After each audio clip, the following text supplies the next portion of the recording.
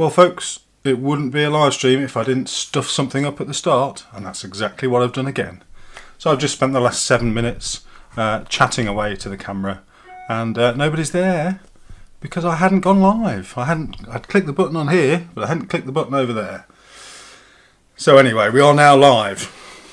Hopefully we will get some people along pretty soon. What a ridiculous mistake. But there we go. You know, things happen, don't they? And the joy of a live session. So we'll give it a minute for all the people that started to join and realised it wasn't there yet. Hopefully there'll be some people coming along soon. Say hi in the chat when you arrive. Hi Nick, how you doing? Welcome aboard. As it turns out, I joined late. So you joined early, but I've joined late. I was just explaining, made a bit of a boo-boo.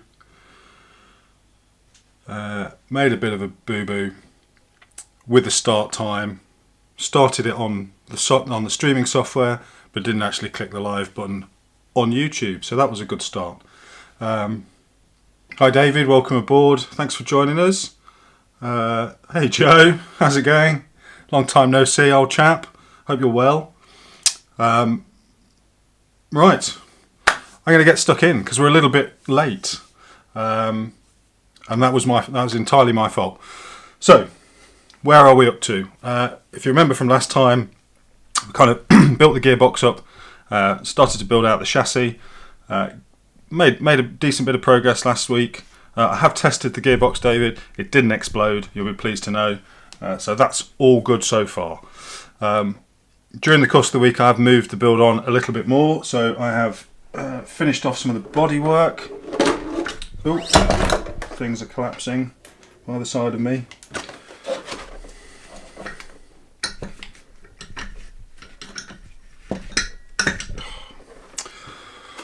So I finished off the body now, put all the cage work on the back, which looks quite good. Painted up the fuel cell, stuck some stickers on, that kind of thing. I've just thrown a spare wheel in there for now, just to see how it looks. Don't know if I'll run it with that because obviously it's quite a bit of weight. I've tidied up all the wiring for the lights underneath. Only had orange tape, so when I can find some black tape I'll redo that. And I've reused some spots off the front of my Absema Sherpa just to put a couple of extra lights on the roof. I think they're going to be pretty exposed up there. And maybe at risk of getting smashed off, so might have to do something different there, but for now that'll be fine. Yes, I did put the bearing where the spacer should have gone. David's just asked that in the chat. Yes, I did. I went back and checked, and that's exactly what I'd done, and that's why I was one bearing short. But luckily I had some spares, and having looked at the point where I put it, I can see why it was a spacer. It's not the gear doesn't rotate on that particular gear shaft, so it'll be fine to have a bearing in there. They're the same size, so I'm not worried. But yes, I did make a bit of a boo-boo there. But there we go. Right, so that's the bodywork, and I've also moved the chassis on a little bit. Well, quite a bit actually. In terms of I've built out the front end completely. Obviously, I'd already built all the links and the suspension anyway off camera, so I've assembled them onto the axle and onto the chassis.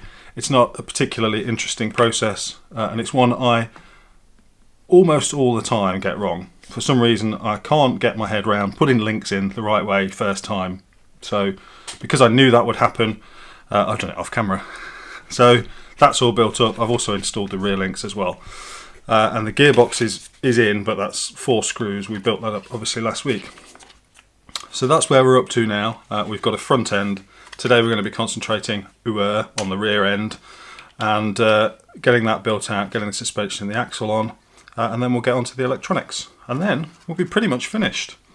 So hopefully it will go well. So let's just switch out to the overhead. There we go. So I've also just assembled 1 or 2 pieces as well. So this piece I've assembled already, just because it's a bit of a fiddly thing, and it's just putting bits of plastic together. Well, I suppose technically the whole thing is just putting bits of plastic together. But it wasn't complicated, it was just a little bit fiddly. So I thought I'd save some time and do that today. So that's this section here and sort of part of this section here. So pretty much this one page. The next job is to start assembling this onto the chassis. So we'll get stuck into that now. I've also taken the time to organise the vast array of screws and hardware that this thing comes with. Where is it? There we go. Into size order. Probably should have done that at the start, because it would have made all the faffing about so much easier.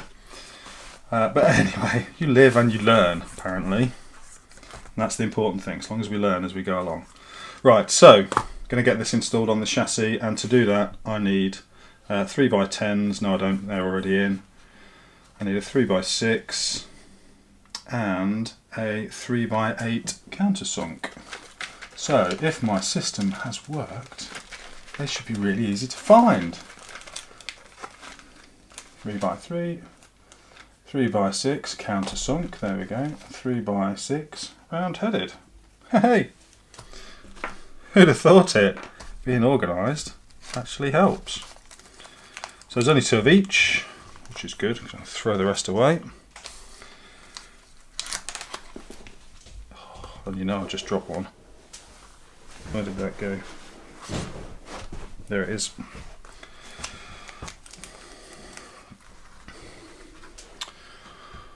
I will do my best, as always, to keep up with the chat, but I can't promise, because I'm not very good at doing that bit. And this, I'll give up with that thing. Useless. And this, if I am correct, should just slide into place here, so I'm hoping I haven't made things harder by assembling it. Yeah, there we go. That was good. So, slide that into there, line it up with the holes, and we're good to go. Love it when a plan comes together. So how was your birthday, David? I hope it was enjoyable. You got lots of nice toys.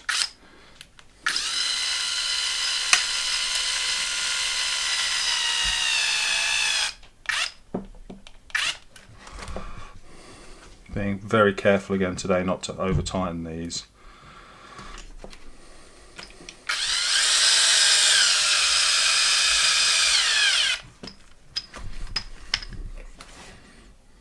I just want to check that that's the right place. No, it isn't. Didn't think it looked right.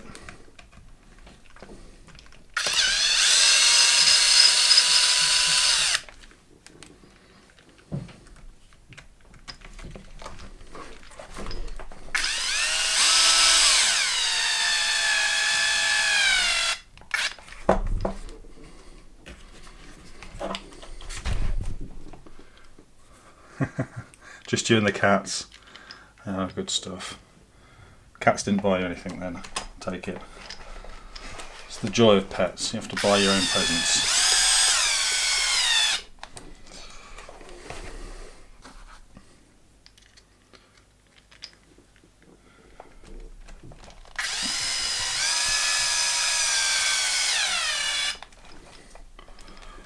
There you go. So that was very simple. And I'll just take this elastic band off, which means those links are going to start flapping about all over the place, but I do need to start assembling those onto this axle, so can't do much about that. Right, so obviously I've got lower links and upper links already installed on here, and we can start assembling those up. So it is the upper links, I think. Doesn't really tell you here, which is not very helpful. No, lower links. Yeah, so it's the ones going into the skid, so lower links, so they can stay out of the way for the time being. They will obviously attach to the axle. And these are the ones that I want to use. Perhaps I should have kept those elastic bands in place, actually. Never mind. Right, let's do this upside down, I think.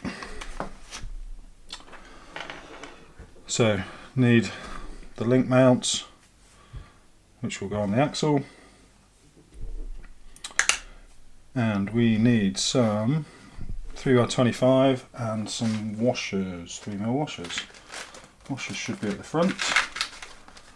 All the miscellaneous stuff, there they are. 3x25 near the back.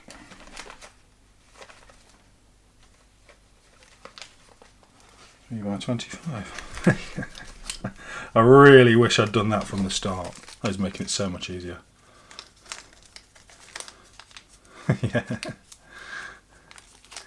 Yeah. Cats are incredibly clever, but they haven't quite mastered online shopping yet, have they? Right. So we need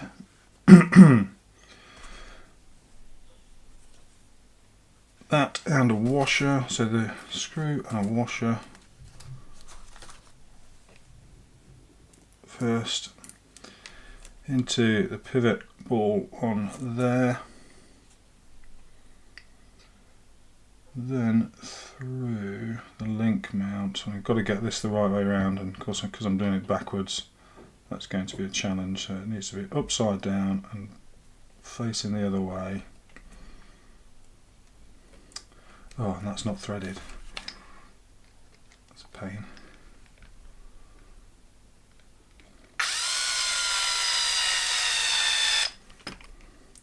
So we'll just get that started. It's not gone in very straight.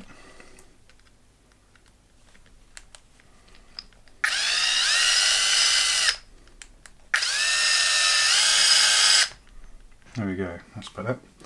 And then we'll pop the link through there as well.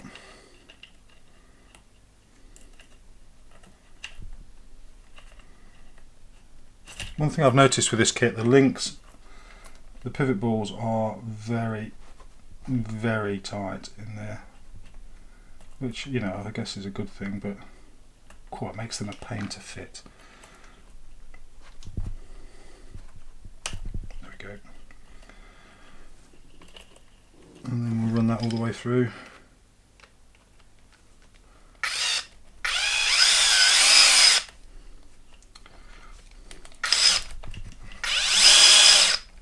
About to say, being careful that we've got the pivot in straight.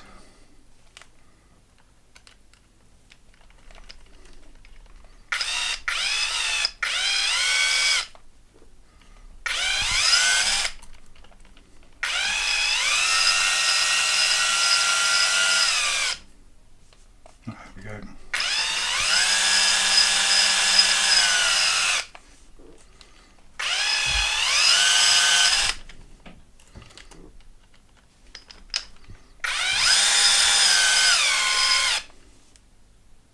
Almost there. That does come through quite a long way.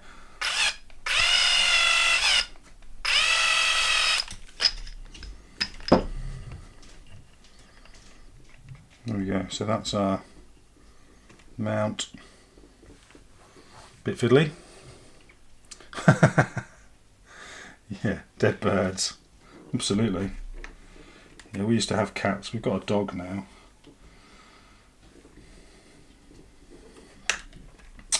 But ours used to bring us mice out of the back garden. Didn't get birds very often. Quite a lot of mice. Usually decapitated mice, which was nice.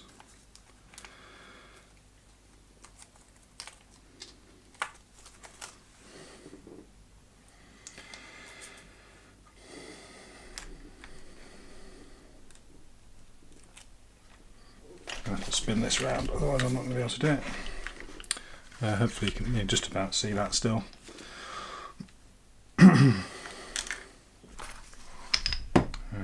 Again, make sure we get this the right way round, which was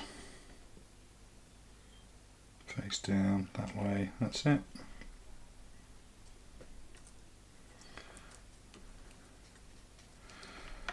How are things with you, Nick? Are you keeping well?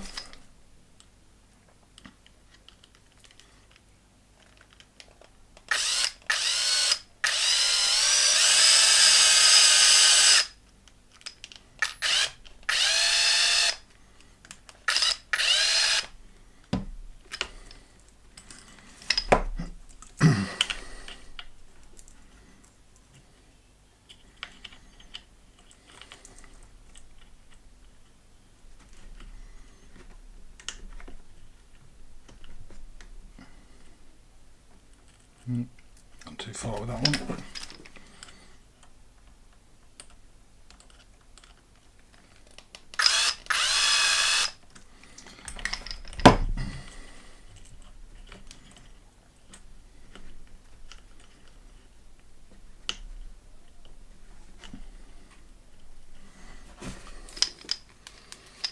Hi Cosmo, how you doing?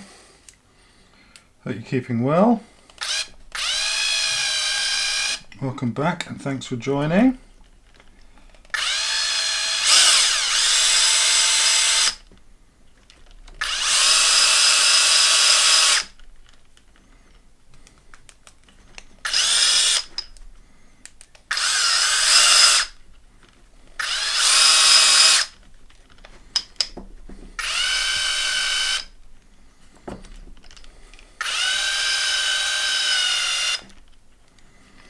Okay, there we go. So that's going to be our rear suspension.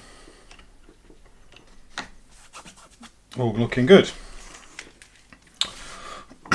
So we get to skip a page or two now.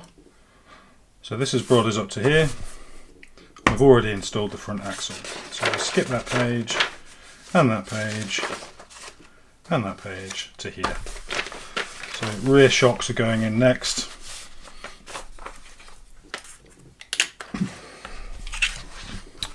And then it all starts to get a bit interesting.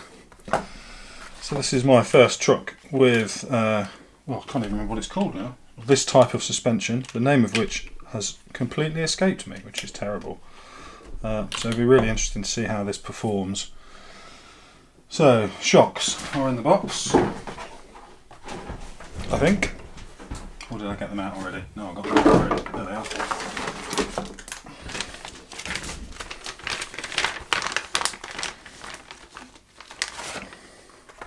Cantilever, that's the word I'm looking for.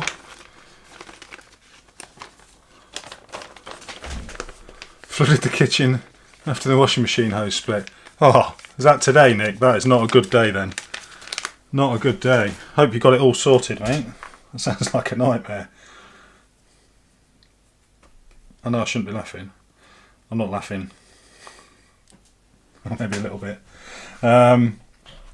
Yeah, no, I hope you got that sorted out. That sounds like a total pain.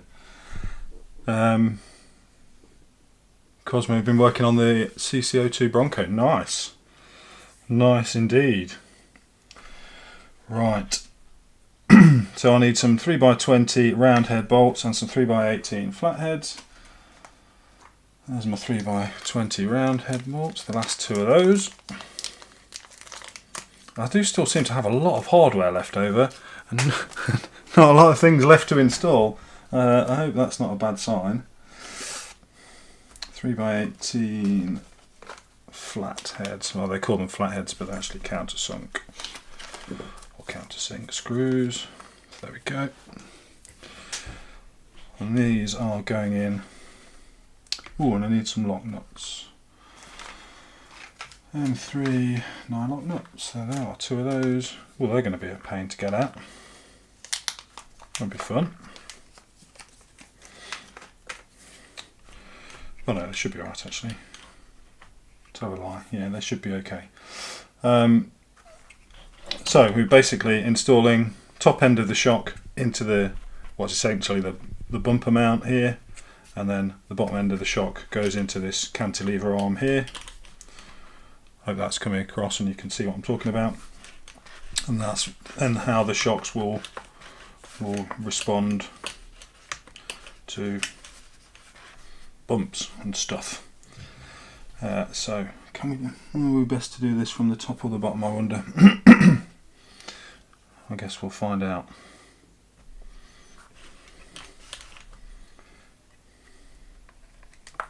Probably the bottom. Probably the bottom actually, or maybe the side. I don't know. It's going to be awkward whichever way I do it, I think. Let's stick with the top.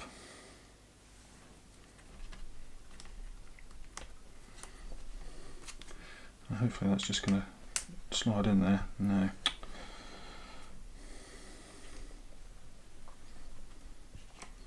Okay, I'm going to screw that in till it comes through and then back it out a bit.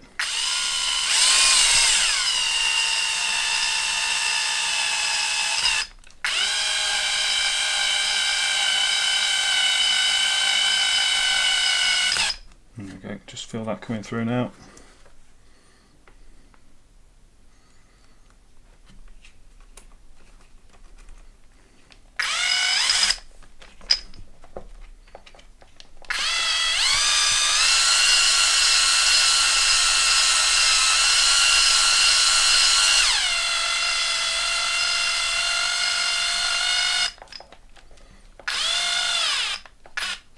There we go. So that's in there. Unfortunately, you can't really see that from the top or the bottom. You can just about see it from underneath, but it's not particularly clear. There we go. And then the next part will go in the top of the shot, top of the cantilever, which could be a bit of a challenge to get that in there. That can't be right, surely. It's going to always be under tension.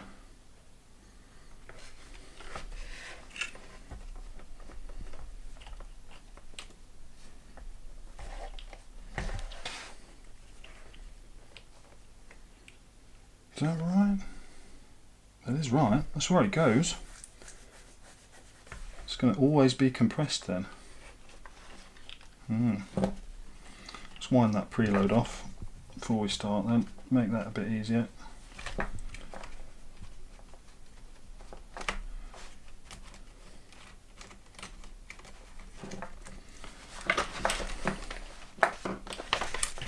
Oop.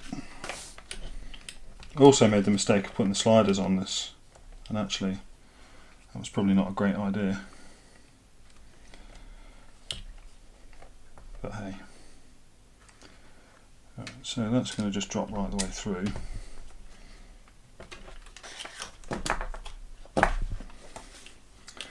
And then nylock nut on the other side. Hopefully this is coming across okay on the camera. It's a bit tricky, this bit, to make it visible.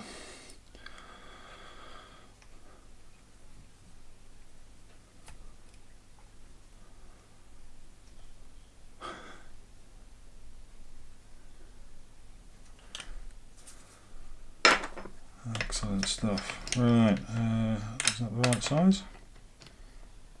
Yep. So I'm making use of the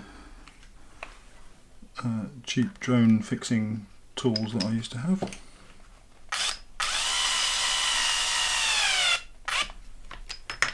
Just to tighten that nylock nut down. And then I might regret having done that actually, because now I might struggle to get the preload ring back on squarely.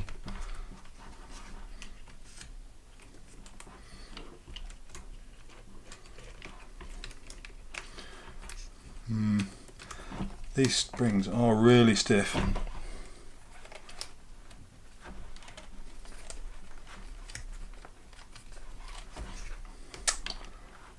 What's going to be the best way of doing that, do you think?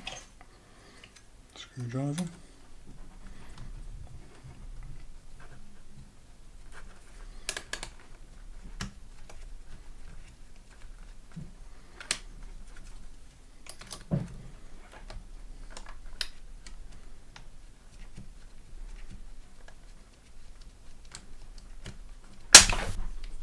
Nope.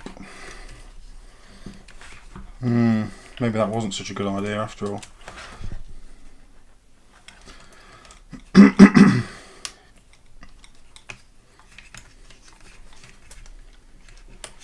Have one more go.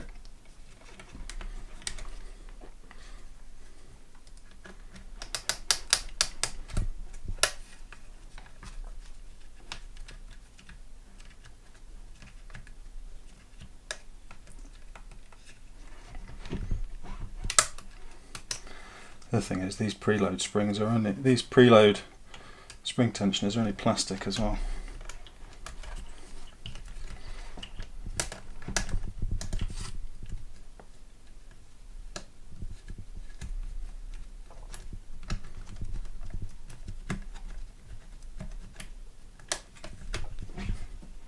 There we go.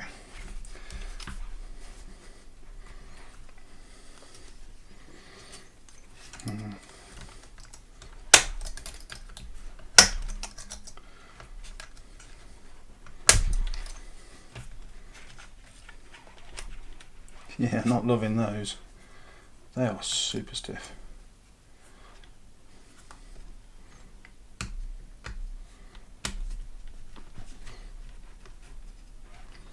Trouble is, I can't see how you would have got those in reasonably any other way.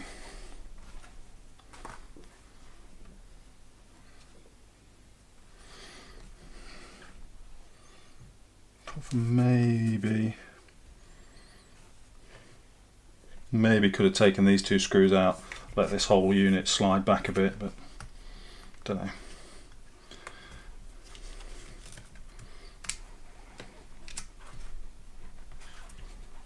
I feel like I want to just get those spring tensioners on a little, that preload's a little bit further down. Get some pliers. Excuse me.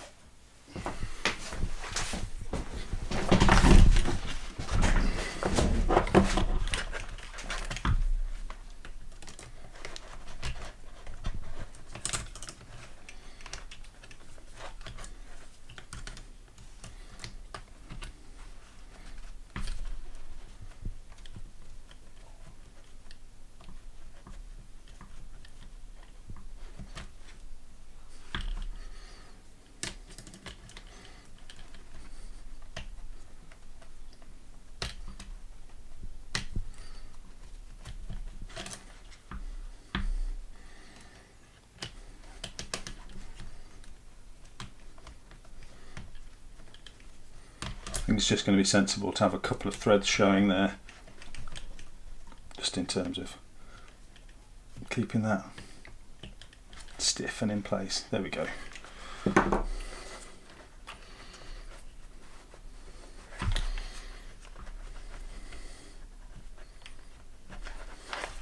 One down, one to go. Now then, I wonder if there's a better way of doing that than this time. Let's see.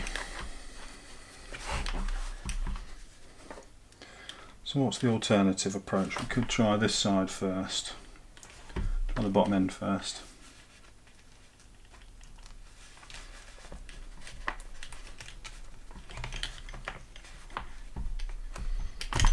Not sure that's going to be any better, but we'll try. Ooh.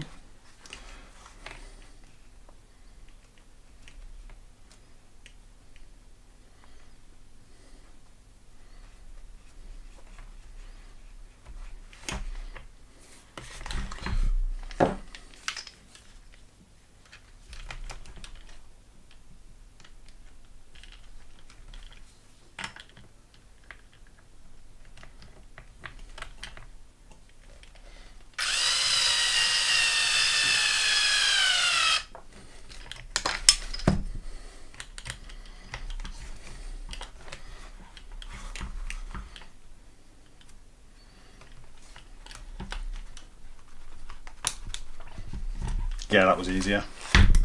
Okay, lesson learnt.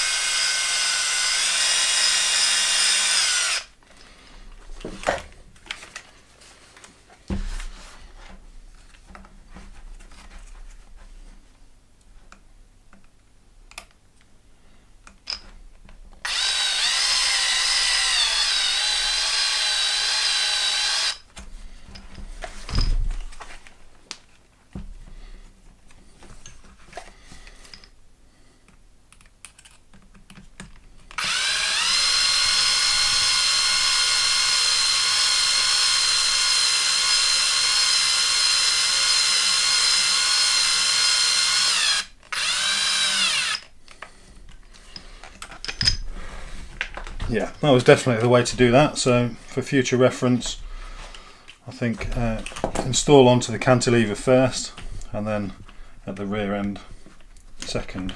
There we go. So that's going to be our cantilever suspension. Like that. Seems a bit wonky, but that's probably because it's not attached to the axle yet, and I'm sure that will stiffen up once we are. So top view, that looks about right.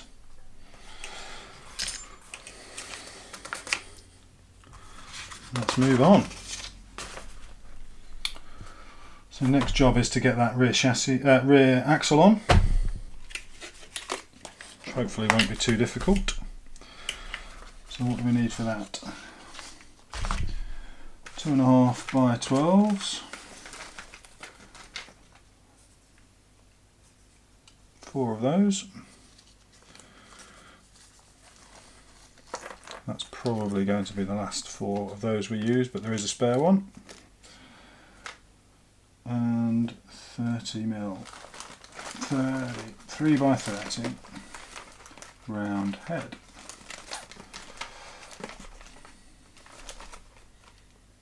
3 by 30 round head wrench bolt. Just the one of those.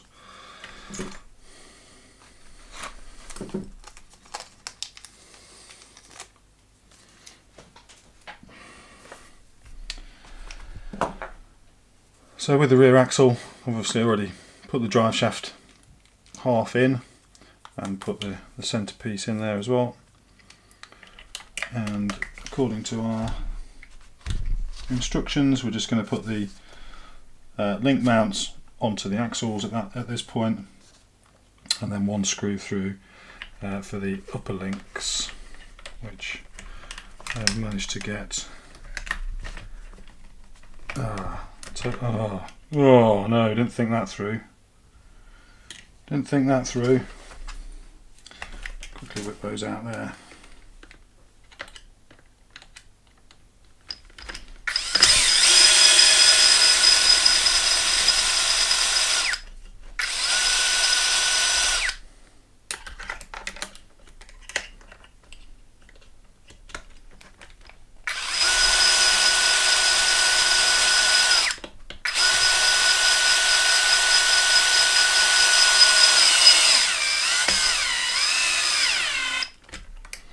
There we go.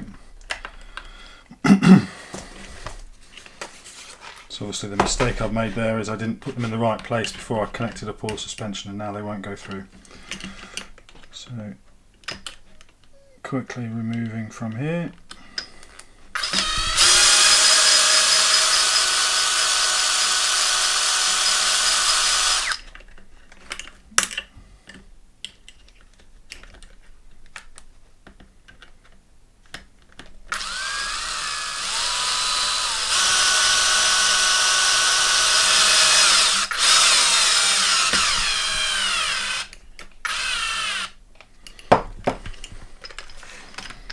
That's better.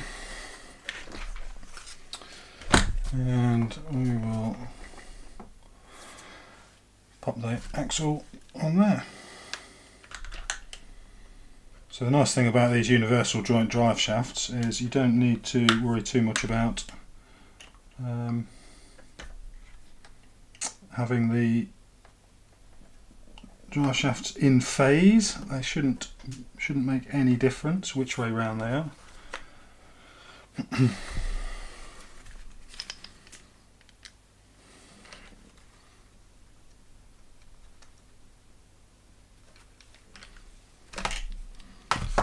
Let's get that started off the side. I don't think it matters which side this goes in either. Let's just check. Oh, it does. There we go, it does matter.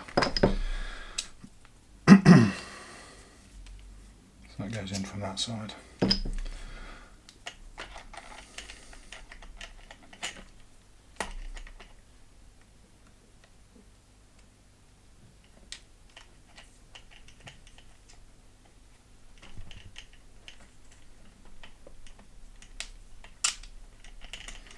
Okay, spin that round.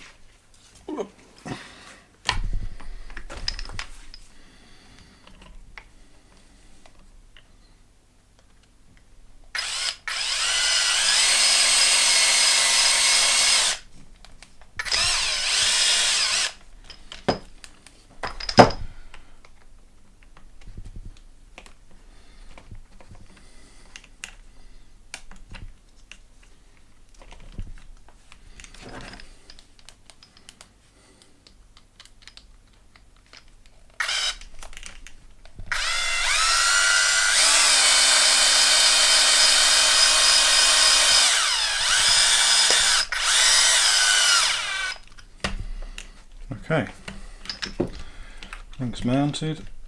Let's pop that drive shaft together, which hopefully will do without too much drama. Come on, there we go. And then we can mount the rear links, the lower links, just there. Is this a different size? No.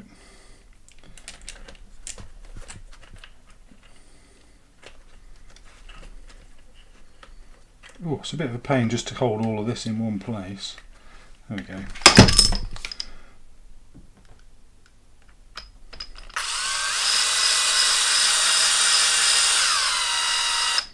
I won't go all the way in with those.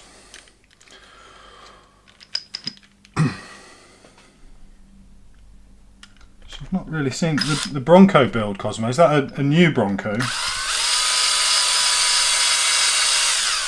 Or is it a sort of retro style one? Because I really like the new Bronco. That's why I bought the TRX4M Bronco. Unfortunately, so far I don't really like the TRX4M that much. Sort of wishing I bought the SCX24 Bronco now.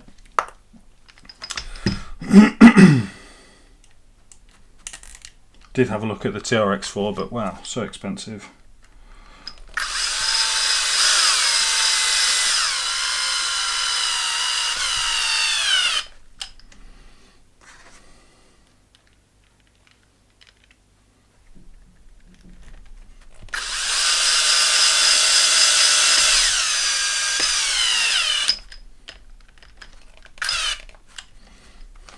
There we go.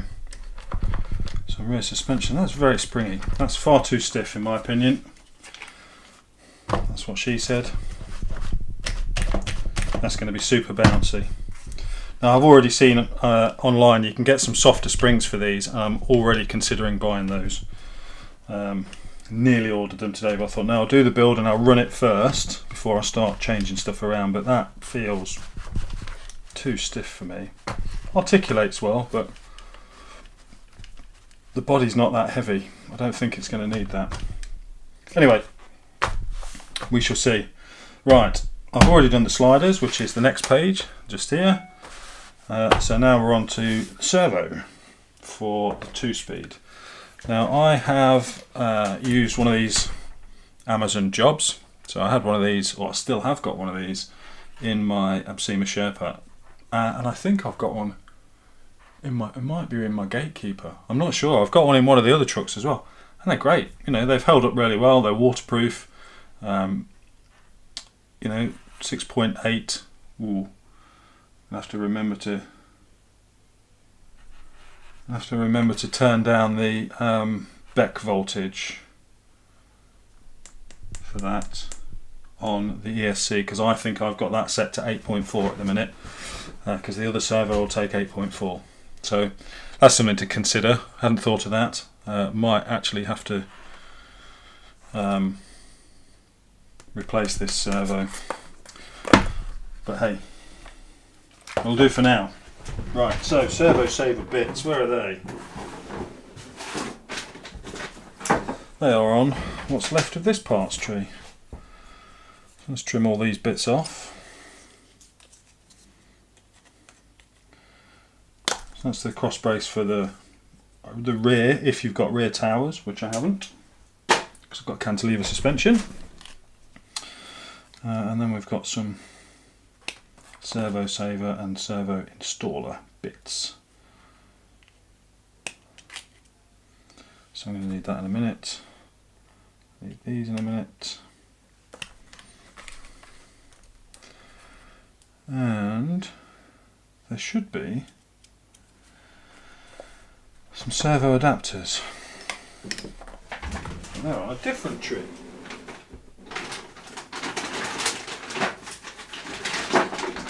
Which tree are they on?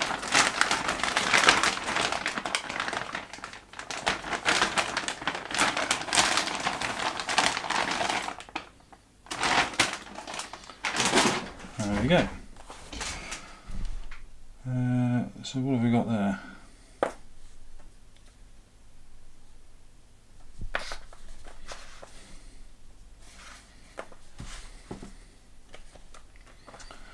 So that is our shifter, and these are the servo adapters, and that's, don't know what that is. And I've got a 25 tooth, I believe, servo. So that's a nice touch. Well done, GMADE. 3 different, again, like they did with the servo horns for the steering, 3 different servo adapters, so you get the right tooth count on your servo saver. So that's a really nice touch. I have already centered that, which I did on too much voltage, so hopefully I haven't killed it. And that wants to go on like so.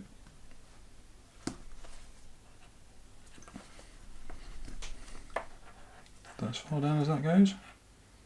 Yeah, it doesn't go all the way down.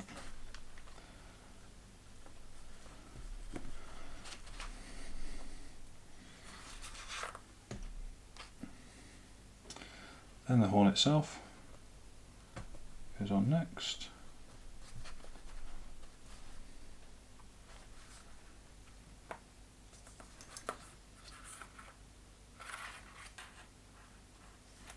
Ah, there we go, got that the wrong way around, so good job we checked.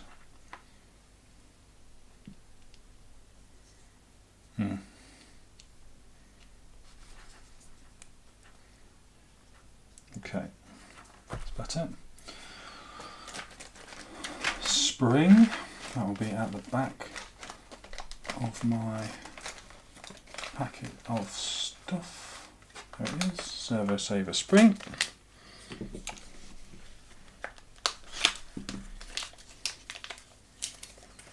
Oh, that's a spring retaining cup as well, which is this bit.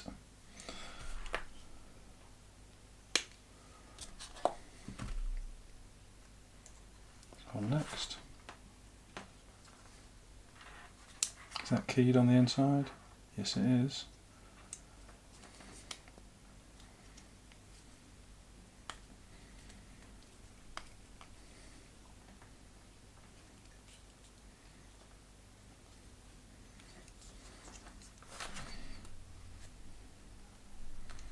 So how far down is that going to go when it's actually in?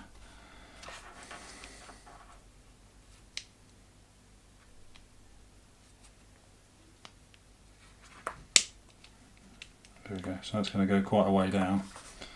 Let's put that spring back in.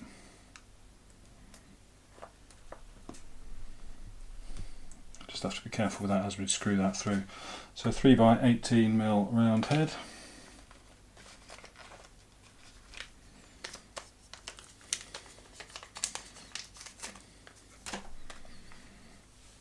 And a 3mm washer that I happen to have there lying around, which is handy.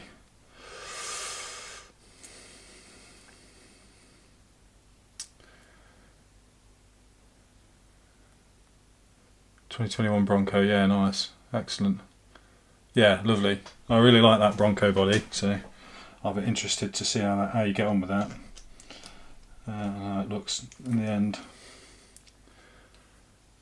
Magnet body mounting, yeah, that'll look smart. Right, and yeah, I know I don't need a big powerful servo. This is just the one I've got, David, so I'm just using it for now. And I will get another one, but I want one that takes the same voltage as the steering servo at its top end, so I can have the steering servo cranked up at 8.4 volts.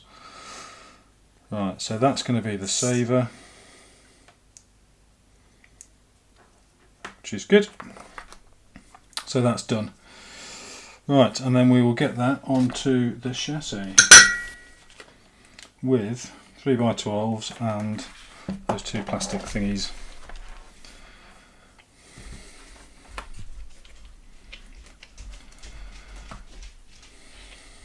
Now all my 3x12s fell out into the bottom of my tub, which is a bit annoying, but at least I know they're all the same size, so that's good. So there's 1, 2, 3, 4, 5.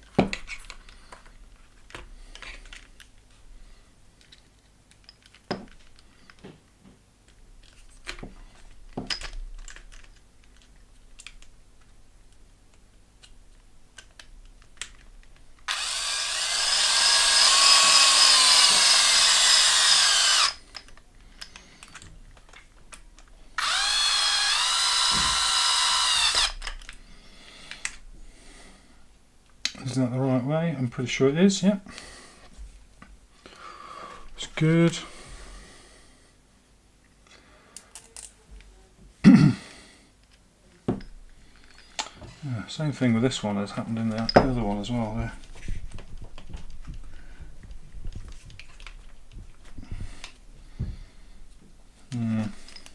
Just loosen that off a bit.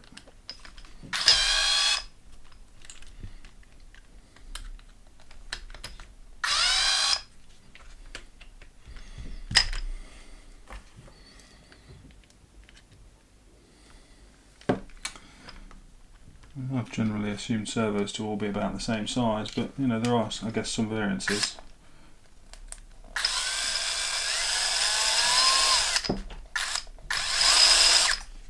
That's not finding the hole, there we go. Alright.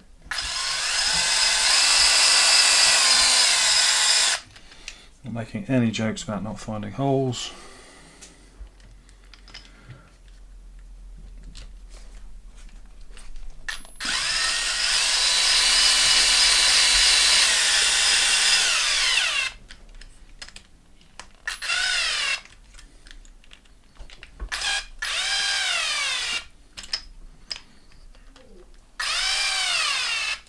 I mean, you can tell this doesn't need to be a strong servo because it moves around all over the place.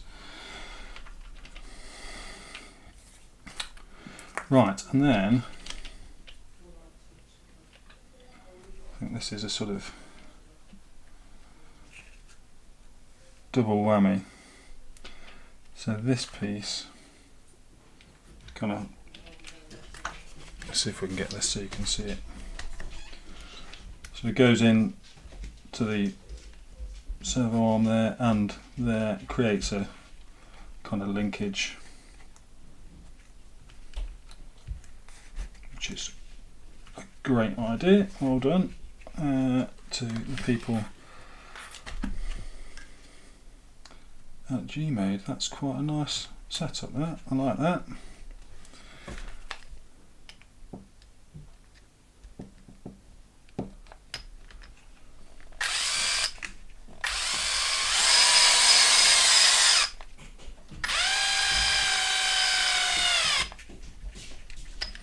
There we go. So that's our first and second gear shift in place.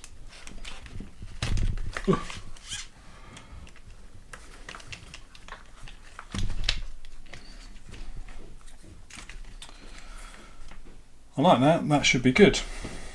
So we'll get that centered off in a minute when I've sorted out the other bits and pieces. So we're starting to build up a bit of a wiring mess. Servo's installed, what's next? Alright, you're coming.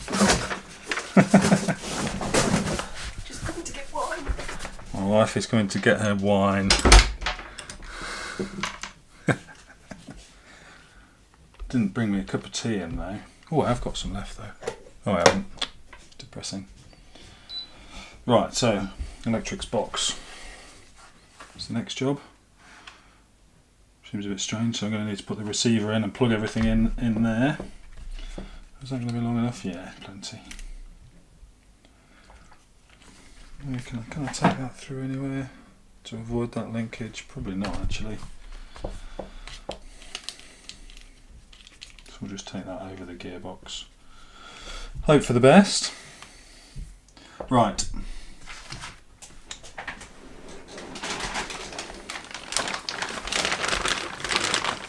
So I have some foam strip in there, which is for installing in the electronics box. Where's the rest of the electronics box? And this is it here, I think. Is it? What's that then? That's not it. Don't know what this is. Anybody got any ideas? Just looks like it might be an accessory. Okay.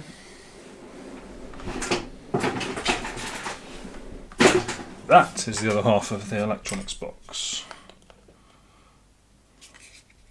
Receiver box, whatever you want to call it. Receiver box.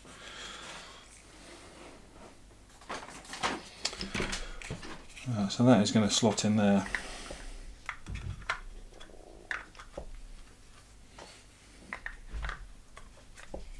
Okay, do they have a side? Excellent. So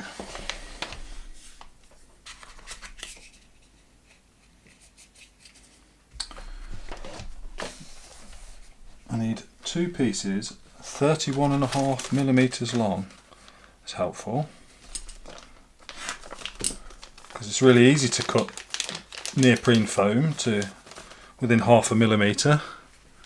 I don't know.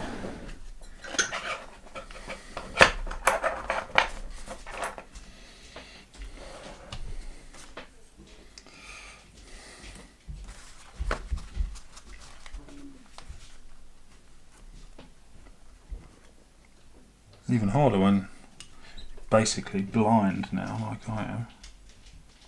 So that's 31.5 just there.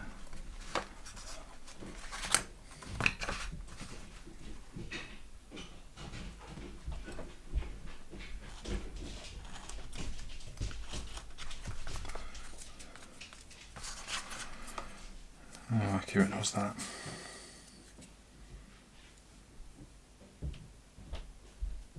Oh, do you know what? That wasn't bad. Quite pleased with that.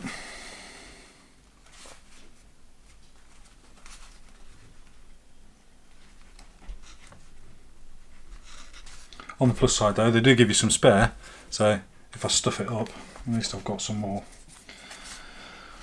Right, there should be another part then to this top of this radio box. Where's that? That's not it.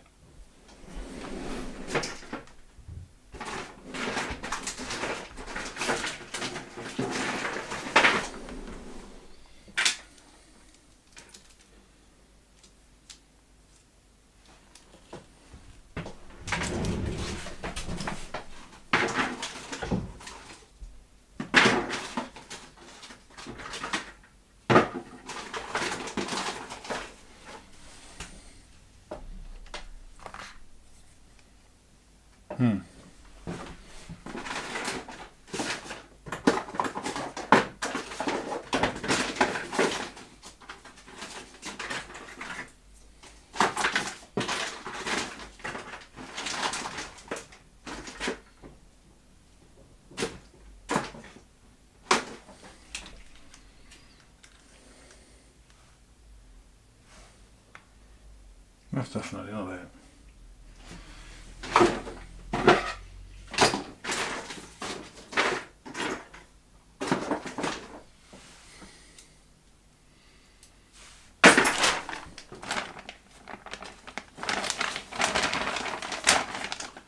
There it is.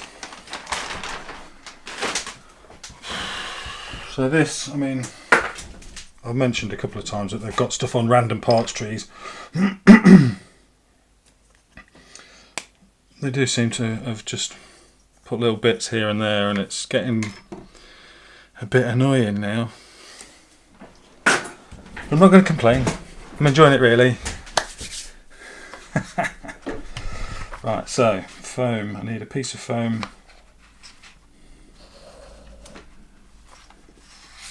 on there.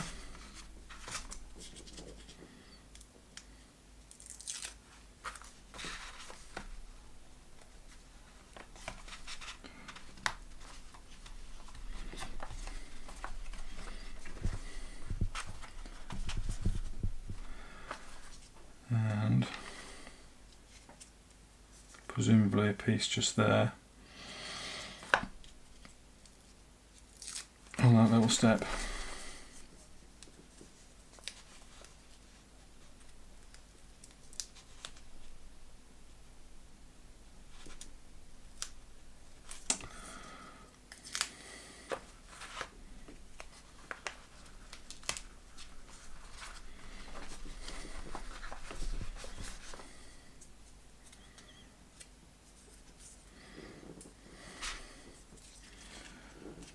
And then it says to grease that.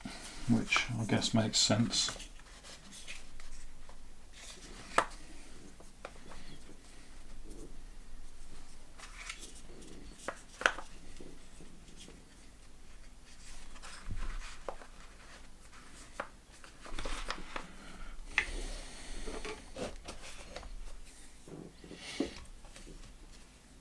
Also says to install your receiver underneath there. Interesting. Oh, where's my receiver? There it is.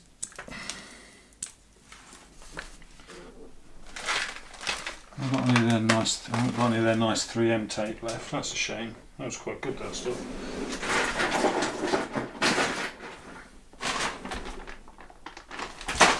No, haven't got any left. I have to use some of my own.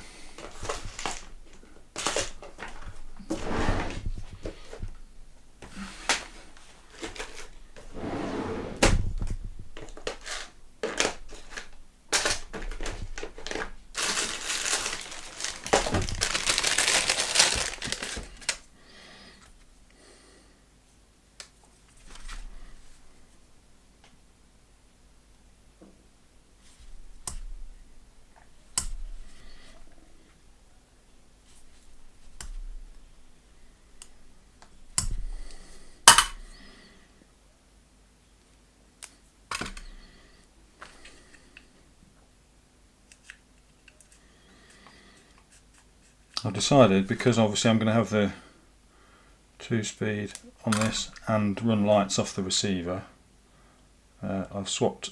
I was originally going to put a 3-channel, just put a 3-channel in and use the bind plug to get some voltage to the lights, but I've decided to put a 6-channel in, and I've ordered a kind of switching receiver switch for that as well, so I can switch the lights on and off from the transmitter using channel 4 or 5 or whichever.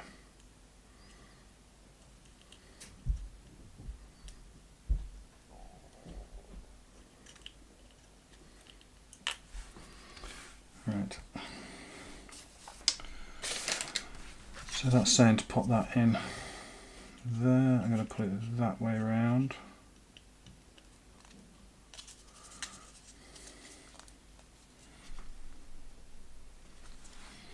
Hold that for a second.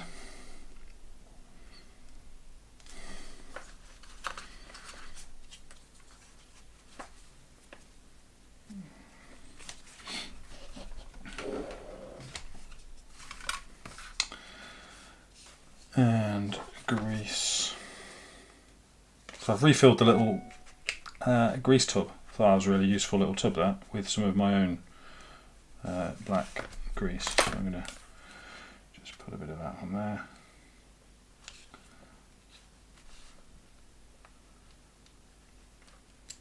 That could get quite messy, but I kind of see the point of it. It's going to just create a nice seal in there.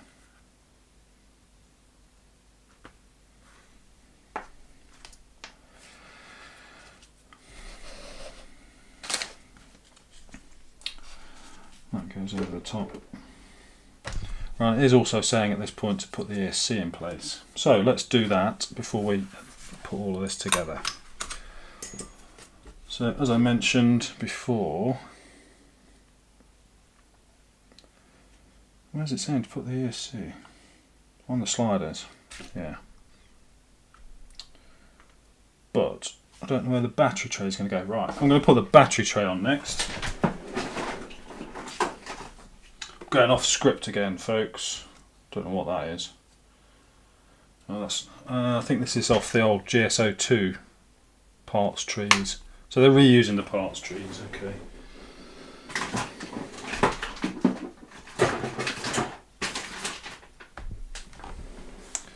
Where's the battery parts tree?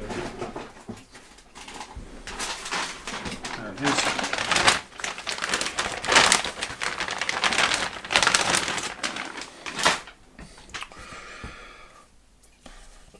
So with this you can put a shorty pack or full size pack battery tray in, but I don't think it adjusts in between, so have to have a look. So I'm going to run this on 2200 milliamp hour packs like I normally do. Oh, that's what those things are. I'm glad I didn't throw those away.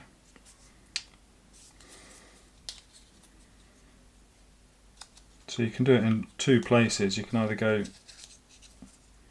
from what I can gather, hold on, that's that side. I go there for a shorty pack, which is probably too short for a 2200. I haven't got one to hand, but that's a 1350. Yeah, that's going to be too short for 2200. So I'm going to have to go for the longer option,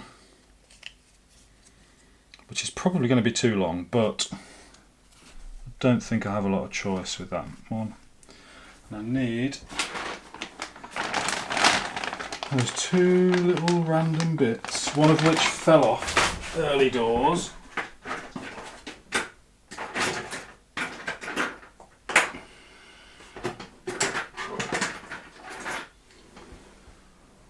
So there's one of those.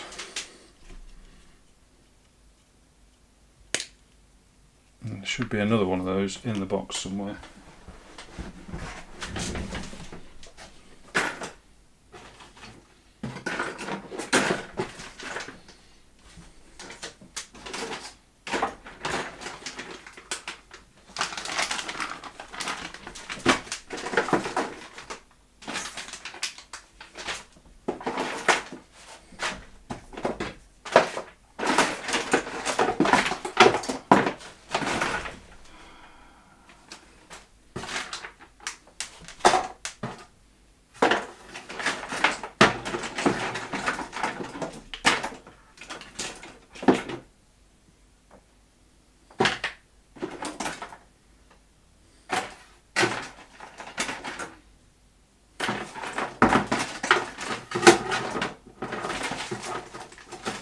Ooh, I found the nice 3M tape, that's good.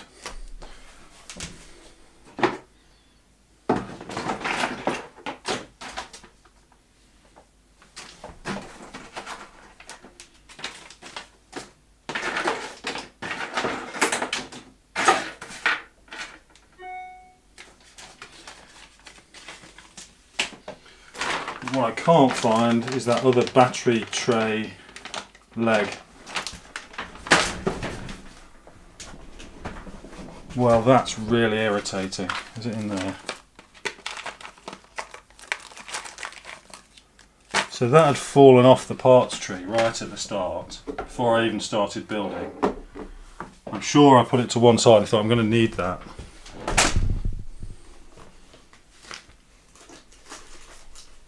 But now it's gone missing.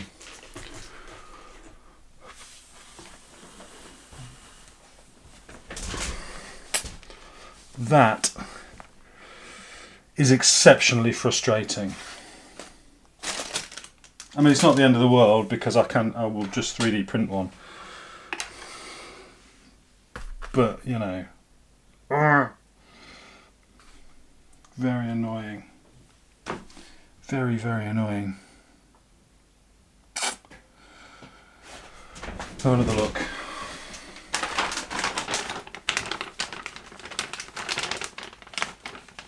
Oh, it's definitely not in there. There also are those.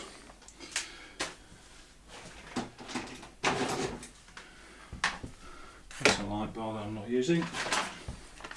Wheels. Did it go in with the wheels? Nope.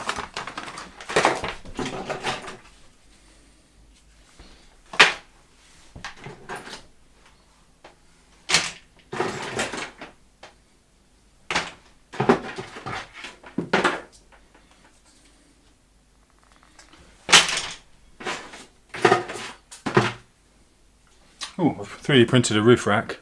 Don't know if I'll use it.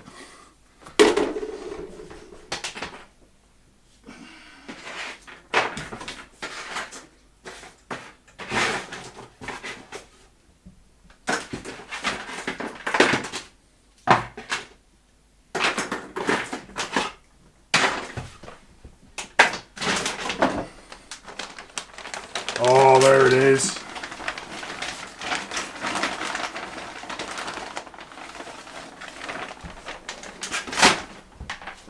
Got it.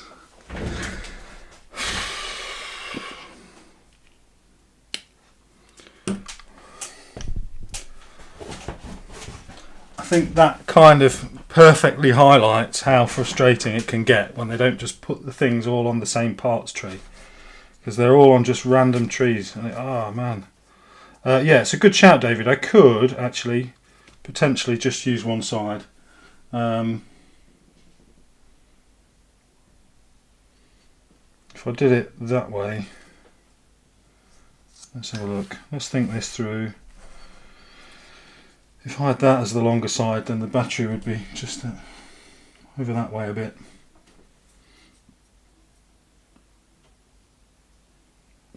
Although I probably want it countering the shift servo. Let's see. Let's try it. Try it. One long, one short. See if it works. Right. So 3x6 flat heads. 3x8, 3x8, 3x3. Where's the 3x6s? I need M3 nuts. I need those.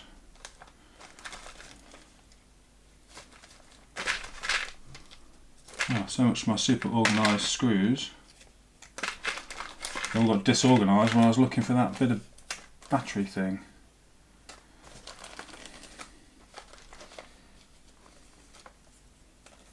Is that the 3x? No, that's 3x8.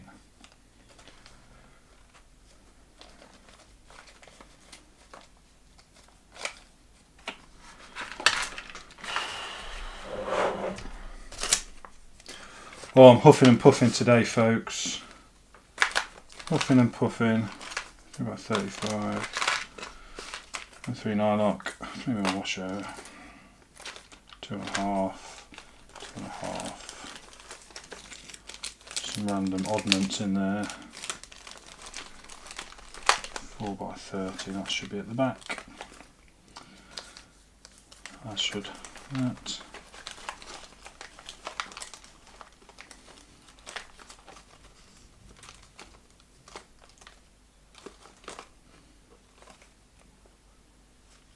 I've got 3x8 flat heads, but I haven't got any 3x6 left.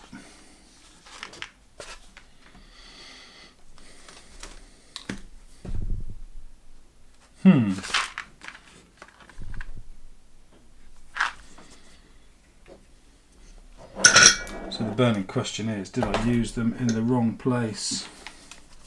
I don't think so.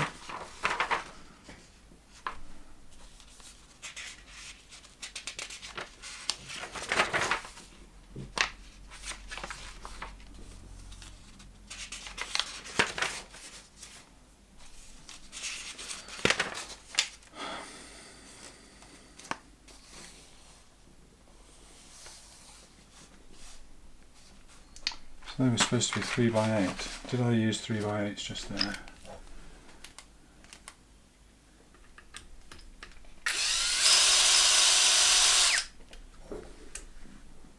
Nope, I didn't. I used a 3x6. Whoopsie. At least I think I did anyway. I'll just do those 3x8s. Yeah, definitely. Silly boy. Well, at least we track them down. There we go.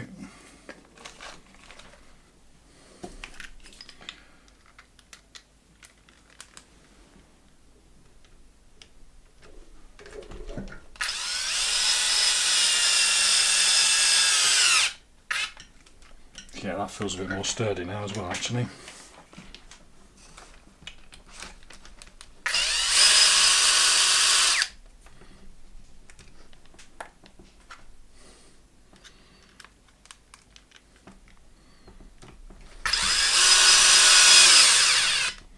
I know you guys only come here to watch me make mistakes anyway.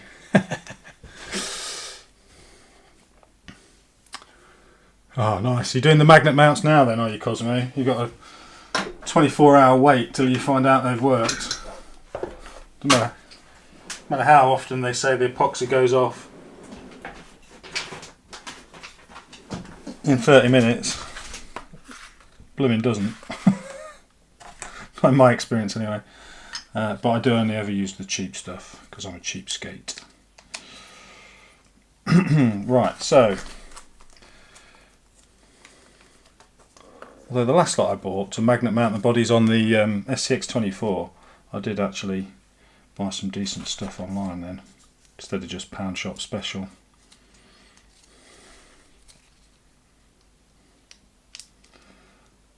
No, which side do I want the longer side on? I want the longer side on the ESC.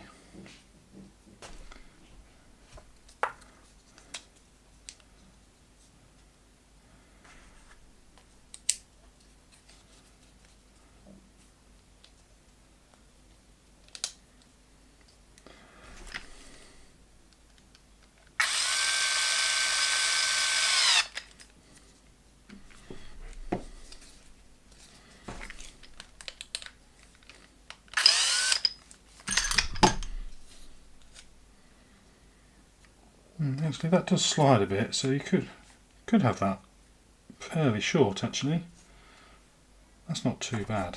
I'm going to do that. I'm not going to have half and half. I'm just going to have them on the shortest part of the sliders, and that's probably going to be about right. Best way to find out is to get a battery, isn't it? Excuse me.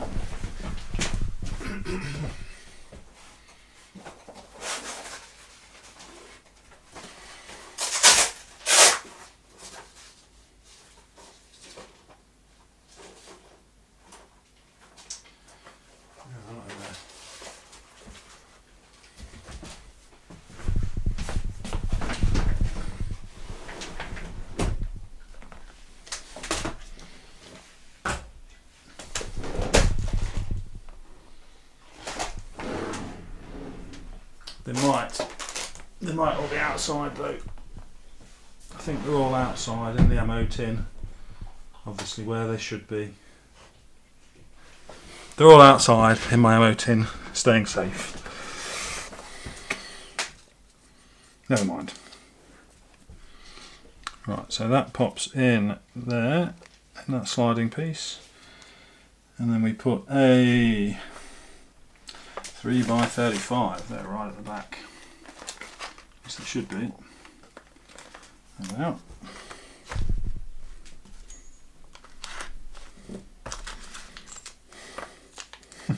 This instruction manual is going to be useless by the time I'm finished. Well, even more useless by the time I'm finished because I'm using it as a cutting mat. That goes down there.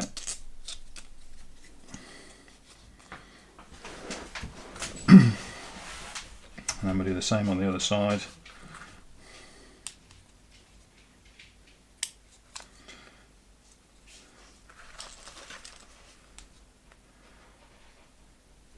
And put a little 6mm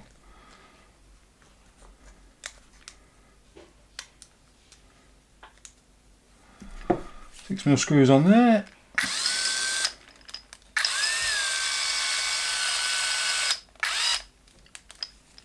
Not too tight.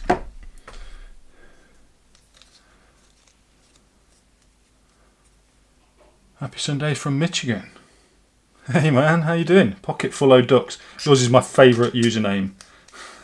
I don't know if it relates to your love of ducks or if you just like the play on words, but I think it's brilliant. Top man.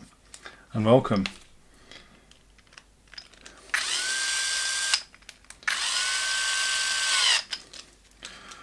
What time are you on in Michigan?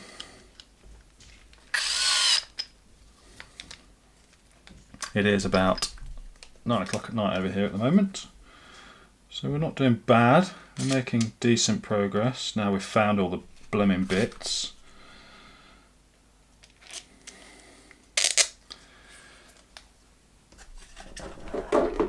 And it does say put the battery strap in before you put the battery case in place, and that does make sense, I guess. It's a pretty rubbish battery strap, by the way, but it'll do.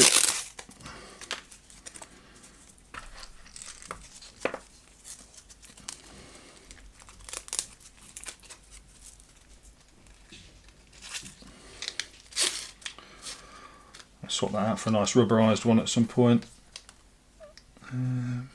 But it'll do for today. It's probably way too long as well by the looks of things, but we'll see.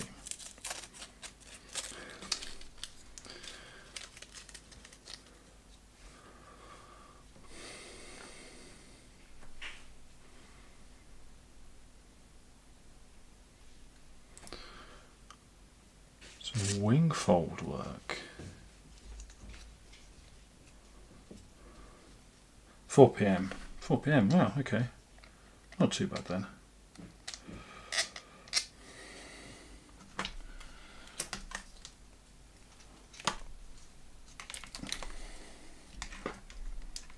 Right, so where does that mount? That mounts on those slightly raised parts that are almost impossible to see. One there, and that one there.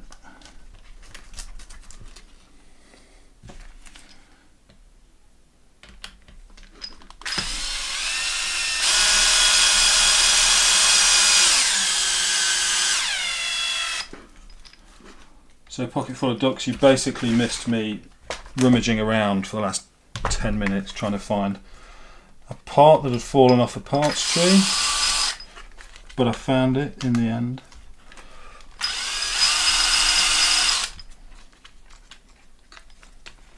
Is that not on the hole, not on the thing?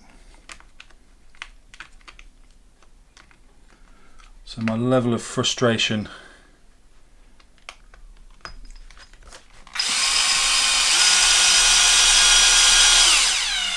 with this build has increased slightly today.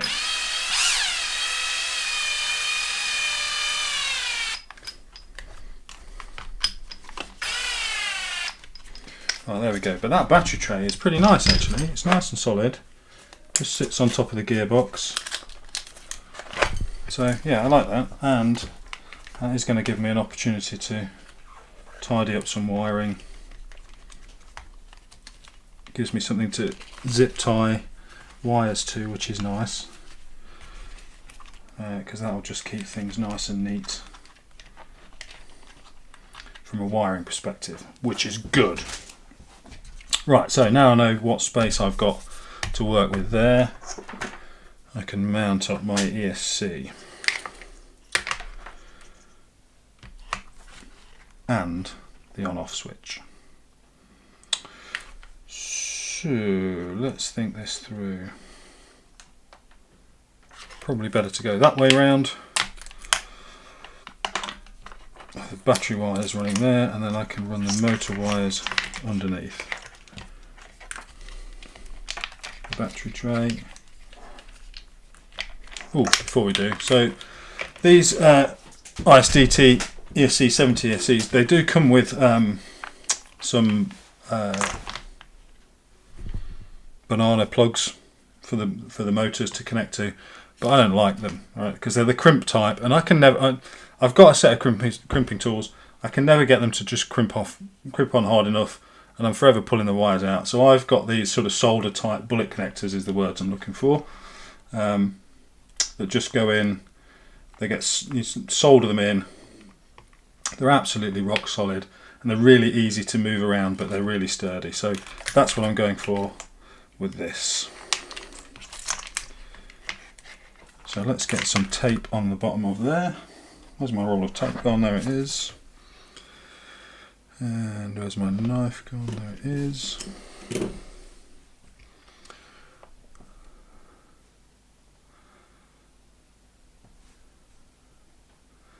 Let's have a look. So set up for my 10-3 buffalo. Best with the clips under the body, way out of the way. Yeah, I like those underbody clips. I think it's a good idea. I can't decide on magnet mounting this body because the magnet mounts on the Sherpa were just never quite strong enough on their own, and it used to hinge open in a tumble, and then of course you risk snapping body mounts and all sorts of things. So I might just have to go with the pins. You know, this is not this is not the most super scale rig in the world, so I don't think it will really matter in terms of looks. I think it'll still look pretty good. So I think the sensible money, the safe money for this particular rig is going to be on body clips. I did think about whether trying to design something, some sort of clip for the back of the body. But obviously with this grill here, it's going to be pretty tricky to mount that securely. I could potentially come up with something that just sticks into there all the way in, but I don't know. I'm not sure. And then it would just clip under here. You know, I could 3D print that pretty easily. Maybe. Who knows? Who knows? Maybe in the future. I can always do that in the future and then cover the holes up with some stickers. It's cheating, I know, but... or a fake grill or something. Fake vent on the bonnet. Big supercharger. Put a big blower on the top. Right, we'll pop the ESC just there. It seems like a good enough spot. As good a spot as any. And the motor wires underneath there.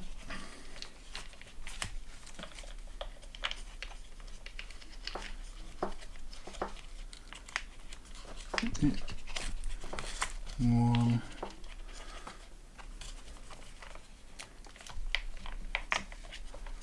And two. Yeah, you got some rummaging to do, I'm afraid, my friend. Have you bought one then?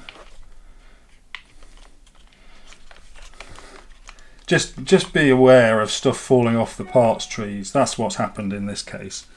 And you know, so I put it to one side and then I couldn't find where I put it. So it's kind of partly my own fault, but because things are on random parts trees, you know, it's a bit of a challenge. Right, I'm going to plug the motor in. I already know I need to which way to plug them in because I've already checked, I think. So I think I already know. Okay, so there we go. So I can tidy those up, secure them a bit later, but they're nicely out of the way there. They're not going to catch on anything, which is good. Battery connector there, and then we need a little bit more tape just for the on-off switch. Not a lot though.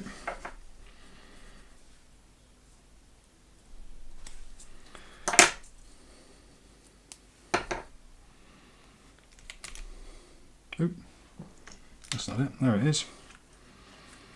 Thought I'd pulled the end off it then. It's about to go into a panic. Yeah, put it down, lose it, absolutely.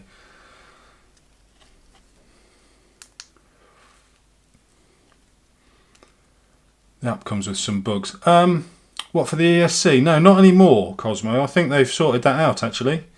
It's pretty sound now. I had some big problems with it to start with. There's a few videos on my channel for that. But I think I got in so early with them. I got some buggy ones. Because the one that they replaced it for me.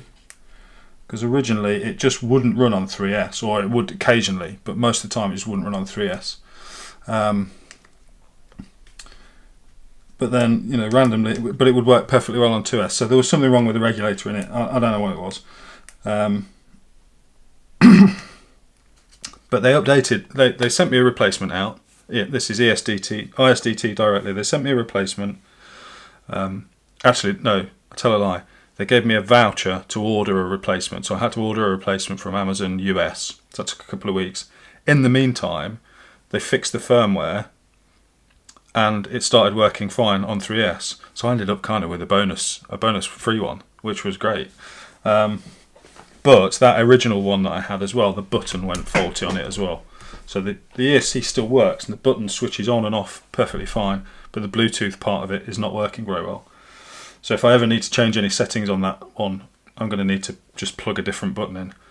But other than that, it works flawlessly. And the other two that I've got, well, this one, it's a bit early days with this one, but the other one that I've got, I've never had a problem with. Works perfectly. So, you know, I guess it's a pay your money, take your choice type thing, but I'm back in the camp of recommending them at the moment because I'm pretty sure the one that's got the faulty button was the original one from that early batch, so it's probably just another hangover issue. Right, so where are we up to, folks? I've got a bit confused. So the ESC's mounted, the radio box is there. I don't want to connect everything up yet.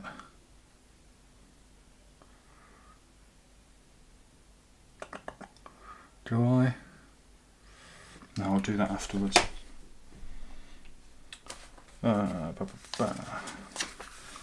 So I'm going to not install the last part of the radio box because I'm going to wait until I've done everything else before I do that. Oh no, actually that might be it. Hey, we might be finished.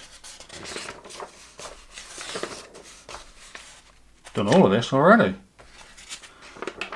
Hey, body mounts, that's it. And we're finished. Oh well, I better install it all then, hey. Right. My goodness. Let's have a look. Sorry, just catch up on the chat for a second.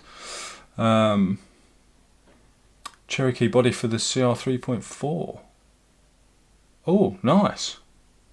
That'll be cool. Yeah. Put it down, lose it. Absolutely, David, yeah. And you have one on the way. Probably next winter before you get to it. Oh, right. Okay. I have another friend like that. Paul, if you're watching. You know who you are. Buys stuff, goes under the bed. Doesn't get built for ages. That's planes and drones though, not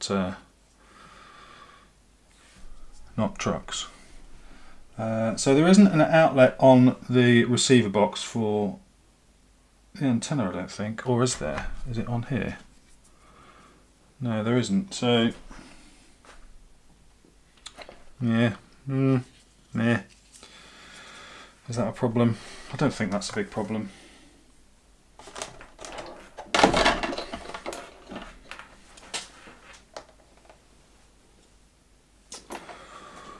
So, what do I need in my receiver? I need my ESC in channel 2. I'm not sure that's going to be long enough. Let's see, so when that's attached to there, no, that's not going to be long enough. Luckily, I bought some extensions.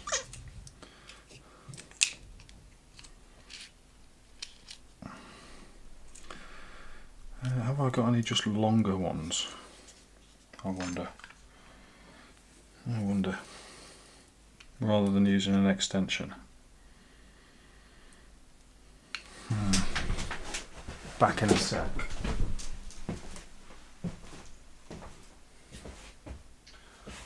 I've got a feeling the ones that come with Hobbywing programming cards are longer. If they are, I'm going to steal one of those. Just need to find them. There's my programming cards.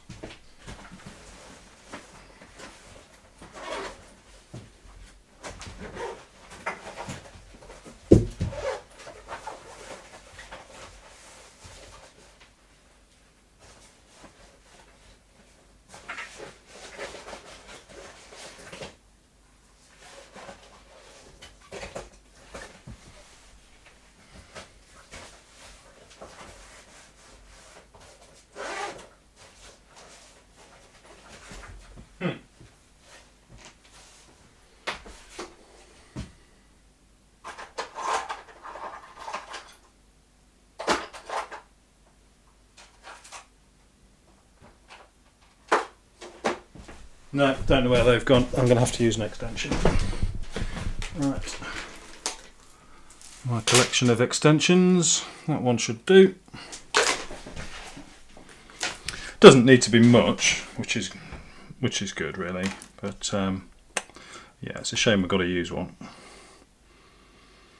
It all just adds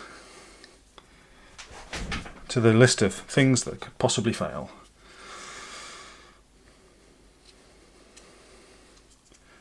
Right, so 1 to turn, 2 to burn.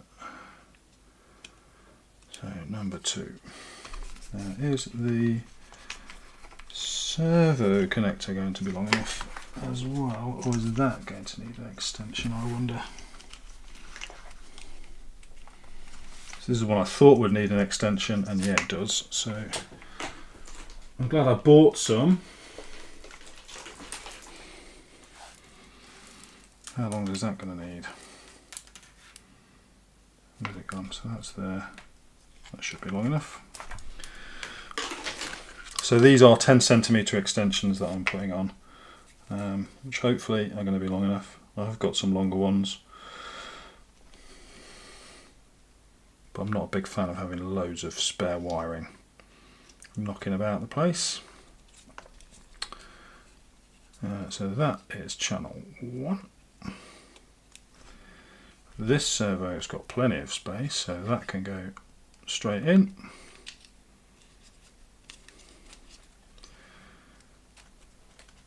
And then I need this one, which is going to be my lights. I'm going to put that into channel 4.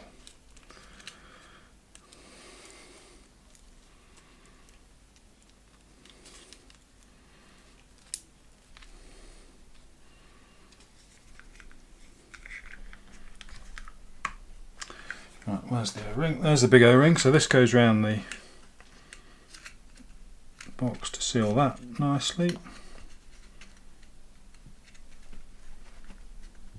which is good. Ooh.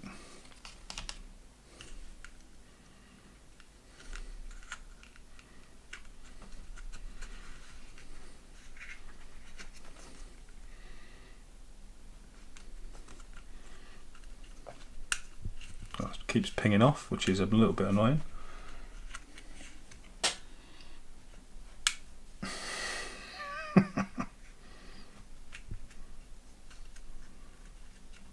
Come on, stay in place. Ah!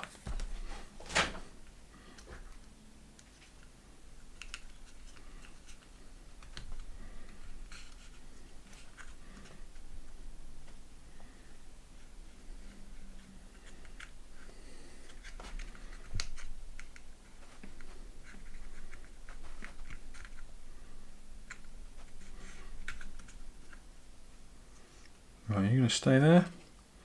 Don't think you are, but anyway.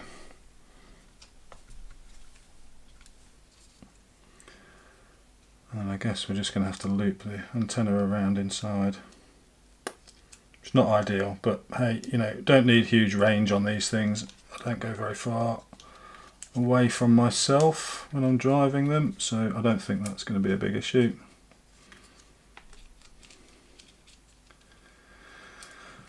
Opinion on the BOM quality at the minute.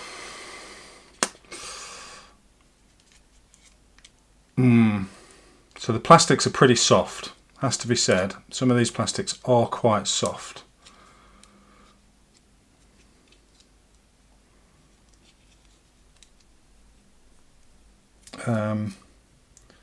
So I'm not massively pleased. Actually, I could put the antenna through the thing. Couldn't I? Just poke it through there, and then it will get picked up on the outside. There we go. That's going to seal up nicely on there. That's fine. Why didn't I do that before? Yeah, so quality so far. Right? Everything fits together really nicely, but the plastics are pretty soft. It's pretty flexible. Now, I don't know if that's going to be a big problem, or if that's going to be absolutely fine, and I'll never be able to tell.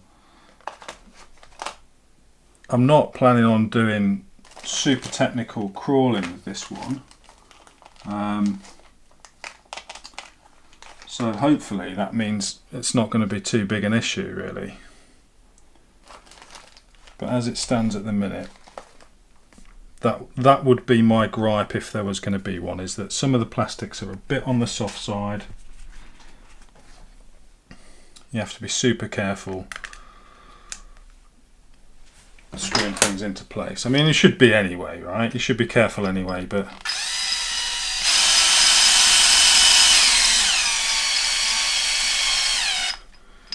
what that means for, you know, use further down the line and longevity, don't know.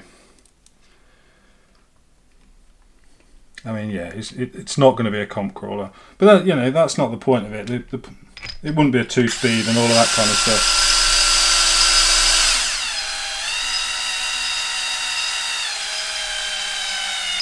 If it was going to be for comping, so you know, I'm fine with that as long as it's capable. I mean, those softer plastics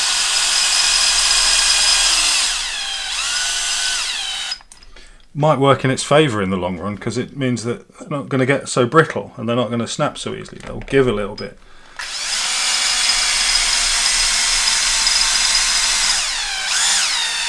So from a performance point of view, they might be a little bit of a downside, but from a longevity point of view, actually that might be a positive. So, you know, we'll see, I guess. We'll find out. Right, now then, where's that bit that goes over the top? There it is. So that locks on to there. Which way around does that go? That way. Does it go that way? Oh, they don't want you to put loads of wires through this.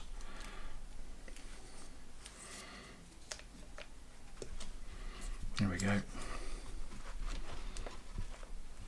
And then that attaches with, what does that clamp down with? 2.5 by 8. Those bad boys. Not seen those for a while. Hey, hello chaps.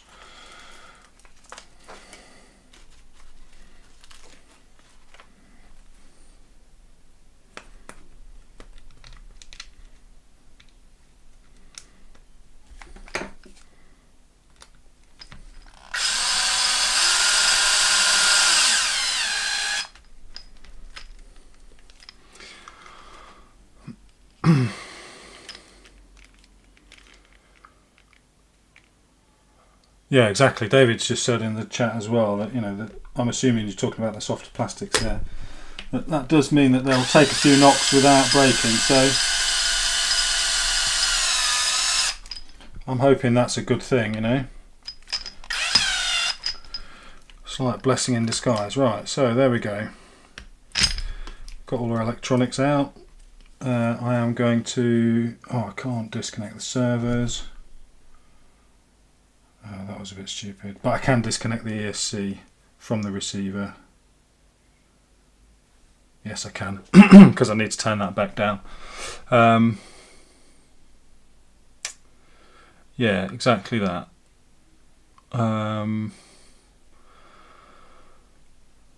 Almost stock MST. Nice. That's pretty impressive. Although, you know, that MST stuff's pretty good. I've got an MST body for my Sherpa and it's amazing. It's really good quality. Super tough Lexan. But yeah, exactly. If you want to do comp builds, you buy a comp truck. That's exactly right. You know, you can buy LCG rigs or a bully, like you say, if you want to go full class 3. Like a class 2, buy a G speed or a, you know, something like that. So there's horses for courses, I think, is probably the most apt phrase. Right, so that's my lights. Right, I'm going to disconnect the ESC from the receiver just for a minute so that I can power up the ESC and turn the back voltage down. So where's my battery? There it is. It's going to moan at me the whole time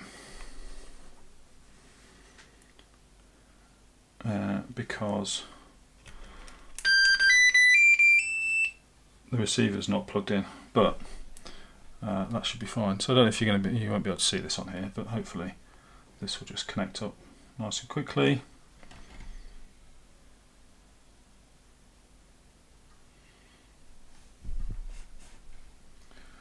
Not connected yet.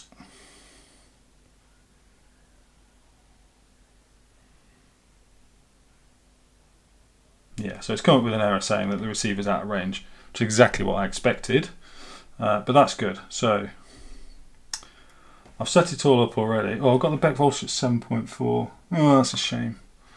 So change it to 6.8.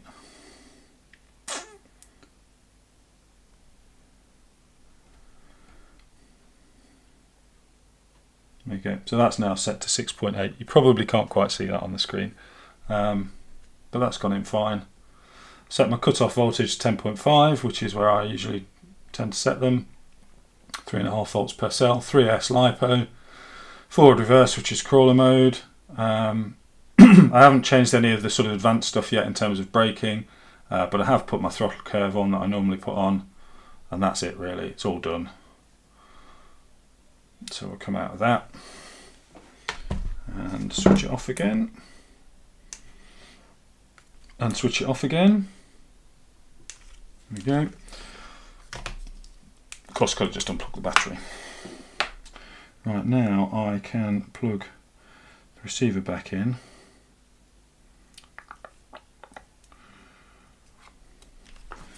And the next thing I want to do, as David mentioned earlier,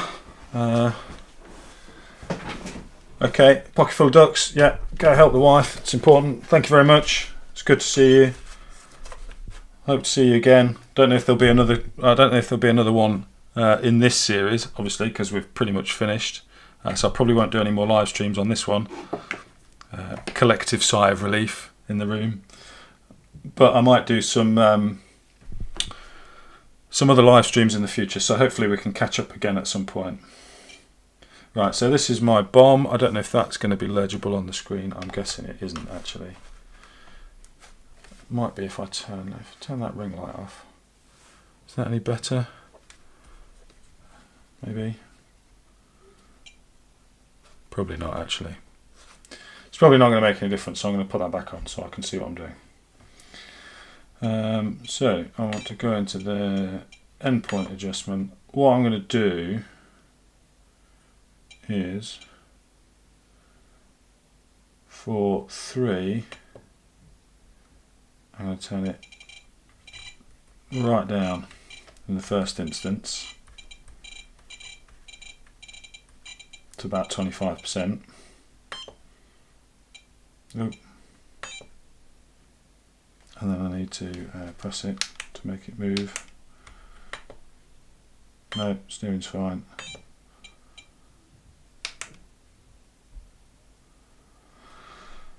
Yeah. Turn the endpoints right down. No, surely nobody wants more live streams. Not sure I even want any more. I actually really enjoy these. It's nice to have some company, albeit somewhat distant. Right, so I've set the endpoints right down to 25% on channel 3.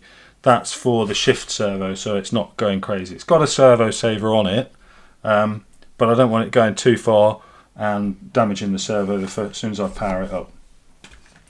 So let's switch that back off, back on, just so I know that everything's clear.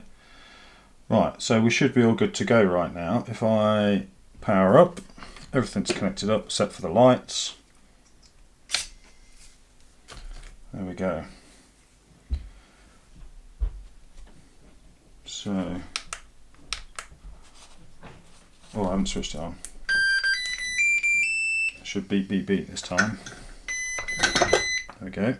So it's happy that the receiver's connected now. Let's get that off the ground. It's obviously very front weighted, which is good. So as it stands at the minute,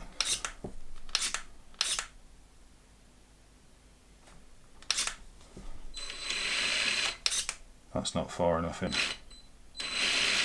So that's one gear. Are they the right way around? Yeah, so they're driving forwards, which is good. Obviously I've already done the throttle calibration on the ESC as well.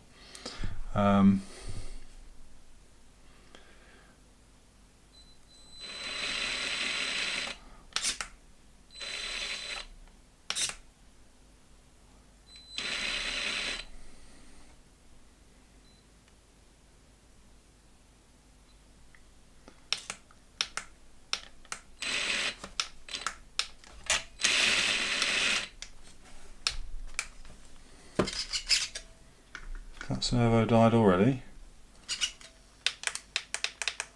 That's not good. What's going on there? Just turn that off.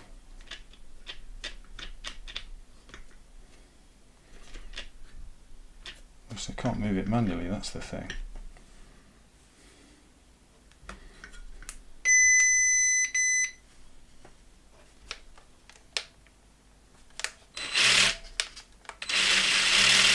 So I think that shift servo is packed in already. Oh no, there we go.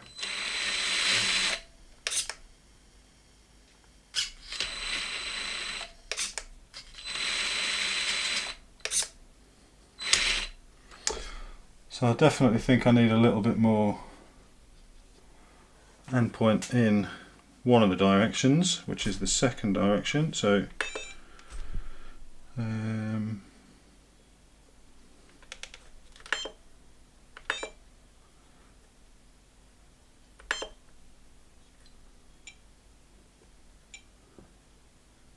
so endpoint adjustment, channel 3, right hand up.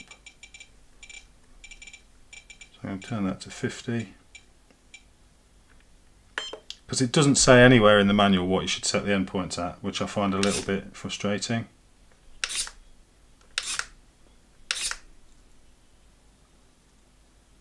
You can see that servo wiggling about. So actually that doesn't need to be at 50, that can be back down where it was because it was going into first gear, okay. That's second gear, sorry. But I think that needs to be further. Let's try that at 50.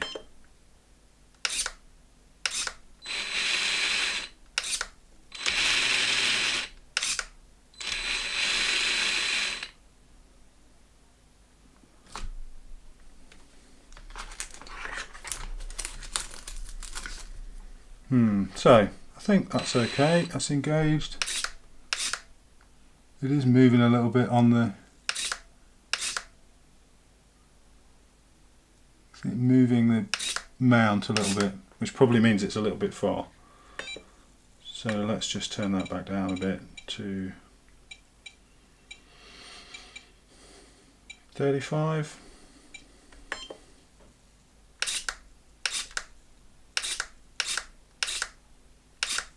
And this one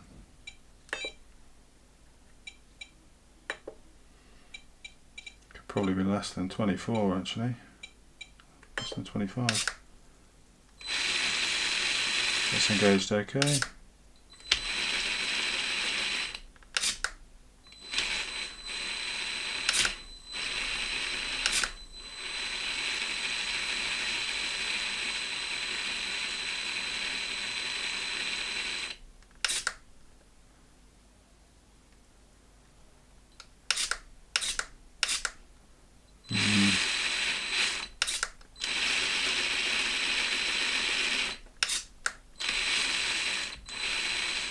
That's alright, I think. I'm going to leave it to that. I don't think it's under any great strain. It's got a servo saver on it. It is just pulling on that mount a little bit. So might tweak that over time. Good night, Cosmo. Have a nice evening. Sleep well.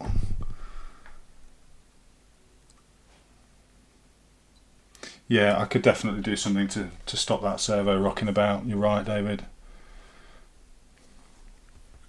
I mean, it's only going as far as the slider anyway, but we'll figure that out. But I don't think it's moving too badly. It's only a little bit.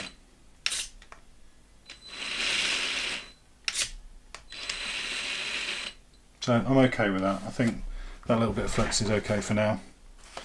Right, wheels are moving in the right direction. One thing I have ordered already is some of the clamping type wheel hexes, because these are all, I can already see me losing these bearings pretty quickly, and the little wheel pins. I hate them when they don't have a retaining hex. But anyway, for now we'll use the ones that are in. But yeah, we're all good. Steering is pretty quick. I think that's it. I think we're done. Happy days. Right, let's power off.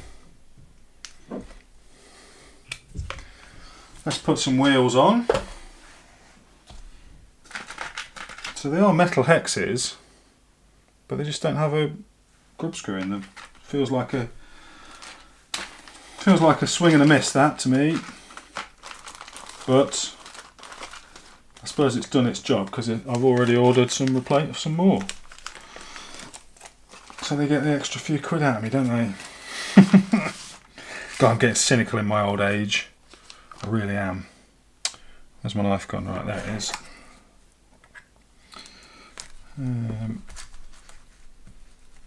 Okay, how are we doing?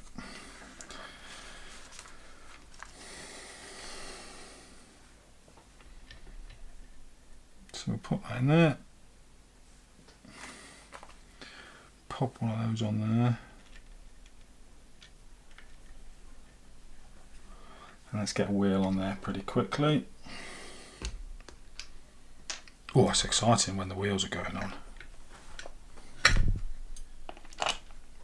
See, that's already moved. That's already moved. Oh, they are ridiculous.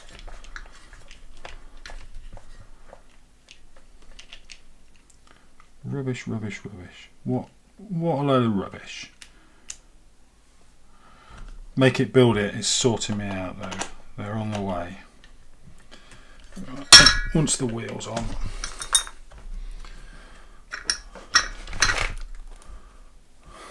Hey Dan, how are you, man? Good to see you. Finally made it, like you say. I'm glad you made it. It's good to see you. Right. We're pretty much finished though, mate, I'm afraid. You've joined us probably right near the end of tonight's stream, because we are pretty much there. Where are those blooming wheel nuts?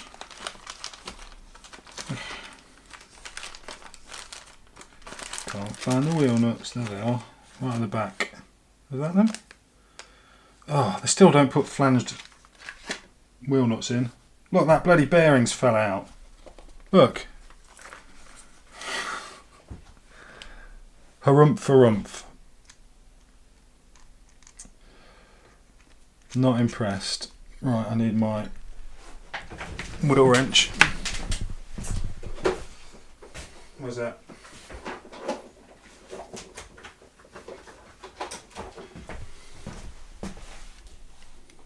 Is that the right one? That's not the right one.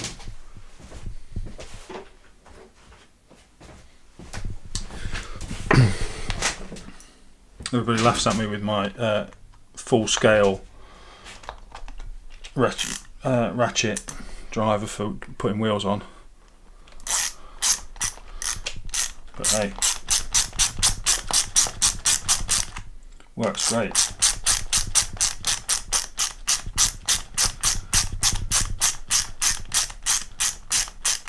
Cool, blimey, these are long.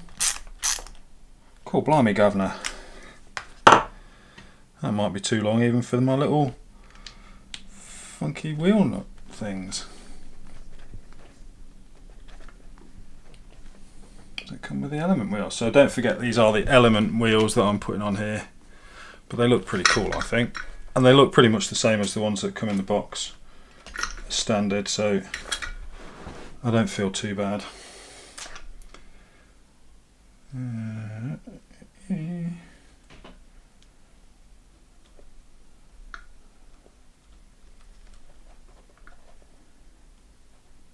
That one is a little bit tighter at least. And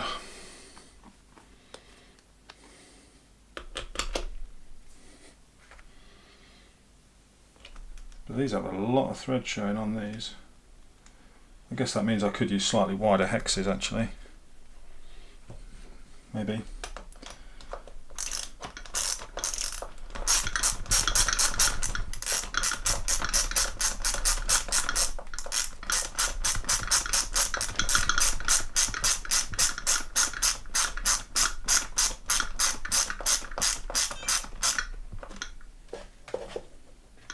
cord. Have I unplugged that? Yes, I have. Switch that off then.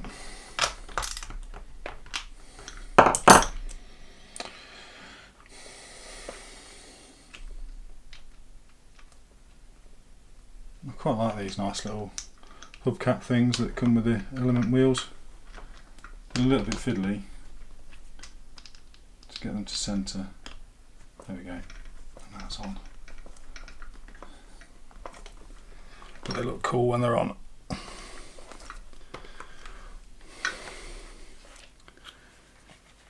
No, I'm not buying anything next week. Thank you very much. No, I'm not buying anything next week to build. Hey, you never know. I might be back next week with a whole load of upgrades for this thing. But I do want to get out and run it first. So there's going to be a couple of weeks so I can do that and get a video up of the actual running, see what it's like before I start really changing things. Like I say, so in terms of being a stock build, it is pretty stock. The only thing I've changed is I've changed the bearings for sealed bearings, as I mentioned last week, and I did change the plastic servo horn for a metal one. It's actually a little bit long, and so I'll probably get another one that's a little bit shorter. The hole's in the right place, but it's the secondary hole. I'll show you in a second when I've put this wheel in place. It's one of those that's got two positions, and the second position for it is further out, and it's kind of just catching on the chassis a little bit. It's not causing a problem particularly, but I'm going to change that before I run it anywhere. So there's one on the way. Again, make it build it. I've got some Fast Tracks ones that are just the right length, so I've got one of those coming with me sometime in the week, so I'll get that swapped out before I get this out for a good test run next weekend. It's unlikely that I'm going to get out with it before then anyway, other than maybe just around the garden.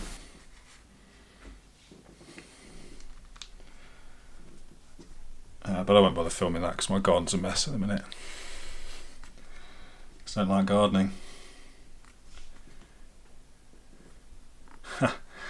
Yeah, no. Unfortunately, I don't have the constant stream of goodies coming in like Harley and Matt do, David. Otherwise, yeah, you know, maybe I would do it every week. Let's just see. So you can see what I mean by the servo horn there. So that second position for the arm is just a bit too far out, which means it just catches on here. I don't think it's going to be an issue, but I'll change it anyway. Right, there's a spare pin there. So that's nice. They do at least provide you with a spare pin for when you inevitably lose one of the ones that they put on here, because you absolutely will, unless you spend the extra 12 quid or whatever it is to get the metal ones, which is what I've done. Push the boat out, splashed out.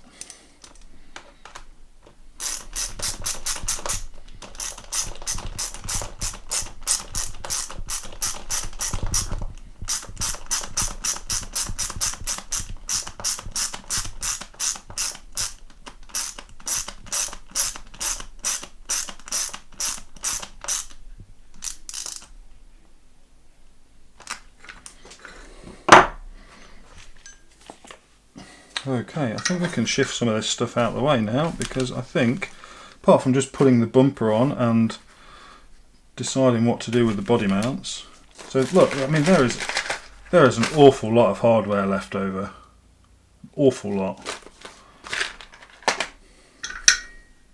Now I get that that's because they probably use the same hardware pack for all of the different BOM models, so I understand that, but it does make it a bit frustrating. If you're a first time builder, you'd perhaps be a bit worried right now that you've missed something really fundamental.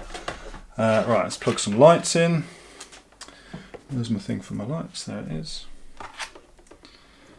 And then we'll fire the old girl up and see how she looks.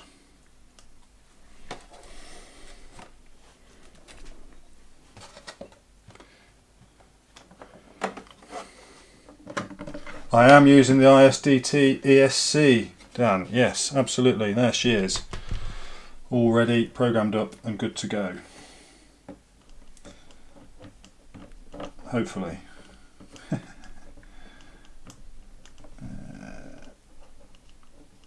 didn't do any programming particularly on this video, so you don't need to go back looking for it. If there's anything that you want, just ask away. I'll try and answer. I'm going to need to do something with that wire because it's a bit long. Sorry, I keep knocking the camera again like I did last week. And there we go.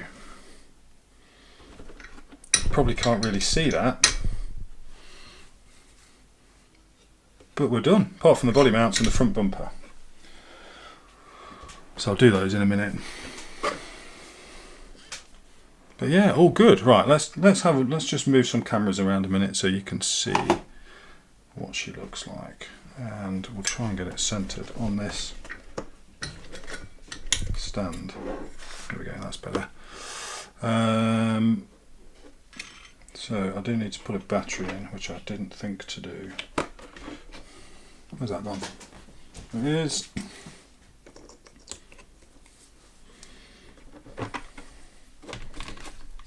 We'll just put that there for a mo.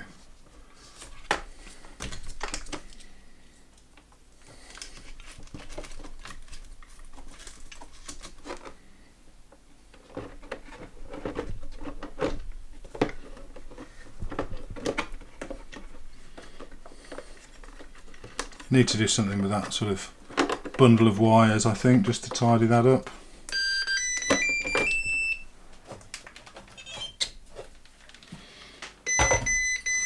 But there we go. She's all done. So let me move over to this camera.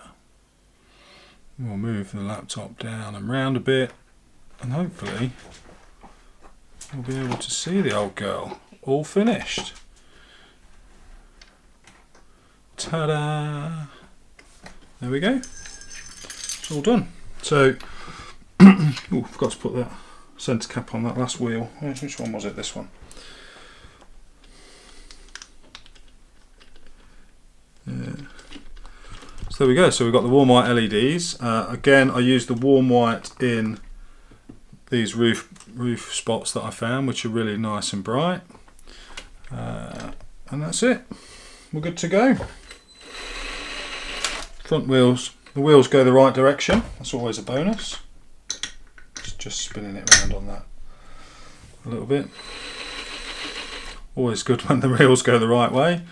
Steering goes the right way. It's quite nice and quick actually, this servo. So this was a E-Tronics servo from Wheelspin Models, I think. It's about 25-30 kilo. I'll check, put it in the description.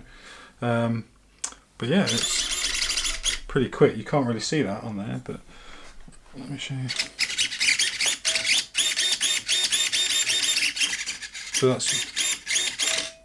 that's good. I like that. Shift servo is working.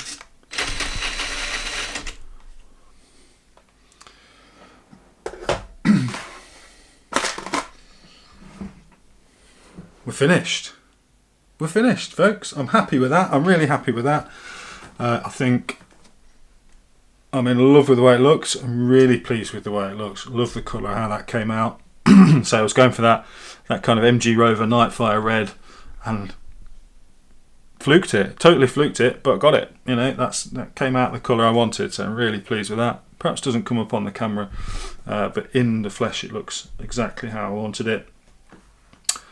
Painted up the fuel cell on the back, which I'm quite pleased with. Like I said, I need to just tidy these wires up, I think,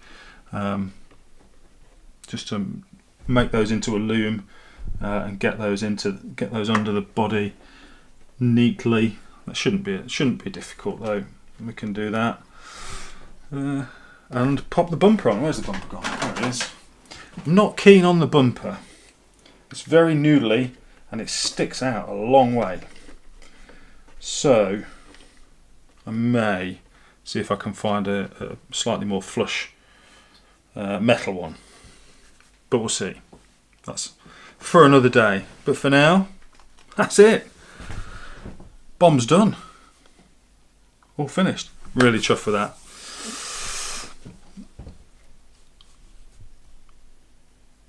Thank you, David. I like the paint. I'm really pleased with the paint. Productive text keeps changing words. Brilliant. Yeah, I know what you mean.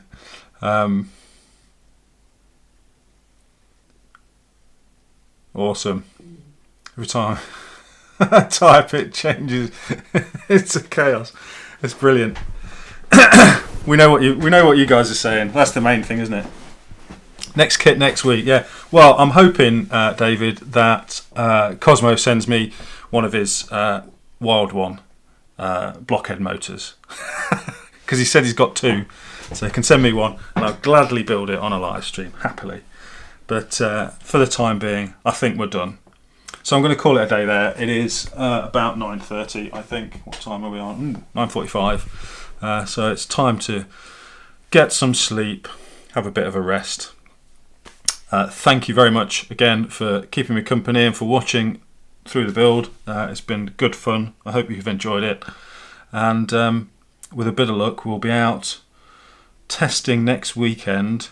And we'll get a proper nice overview and running video of this bad boy up on the channel as soon as possible. And then we'll, maybe we'll do some mods. We'll possibly live stream that. Let's see. Like I say, I've got a what have I got coming? I've got a metal servo horn coming.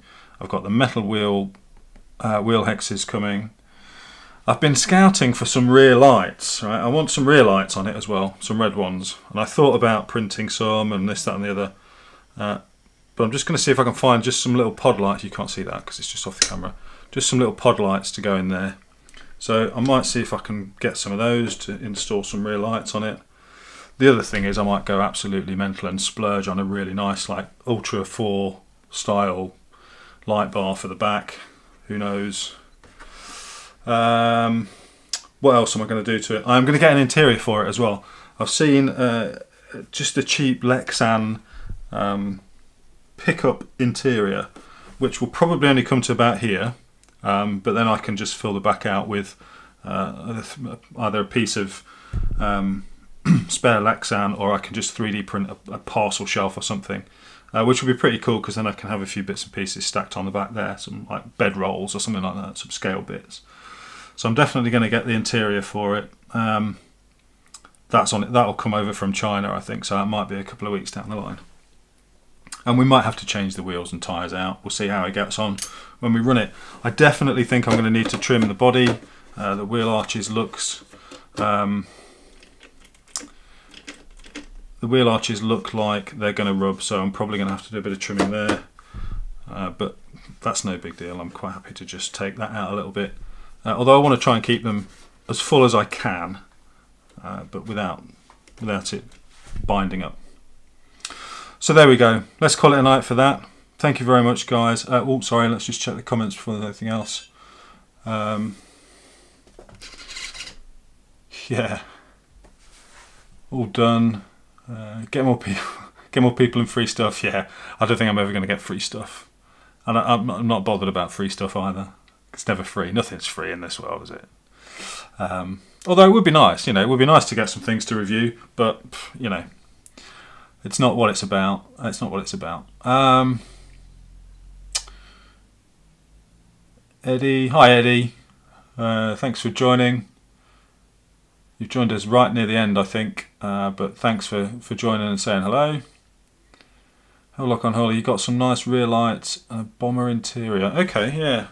Yeah, bomber interior is always a bit of a go-to, isn't it? But I wanted to kind of get a bit more of a rustic look on this one, so I want the guy to have... I might do get the Tamiya driver with the cowboy helmet.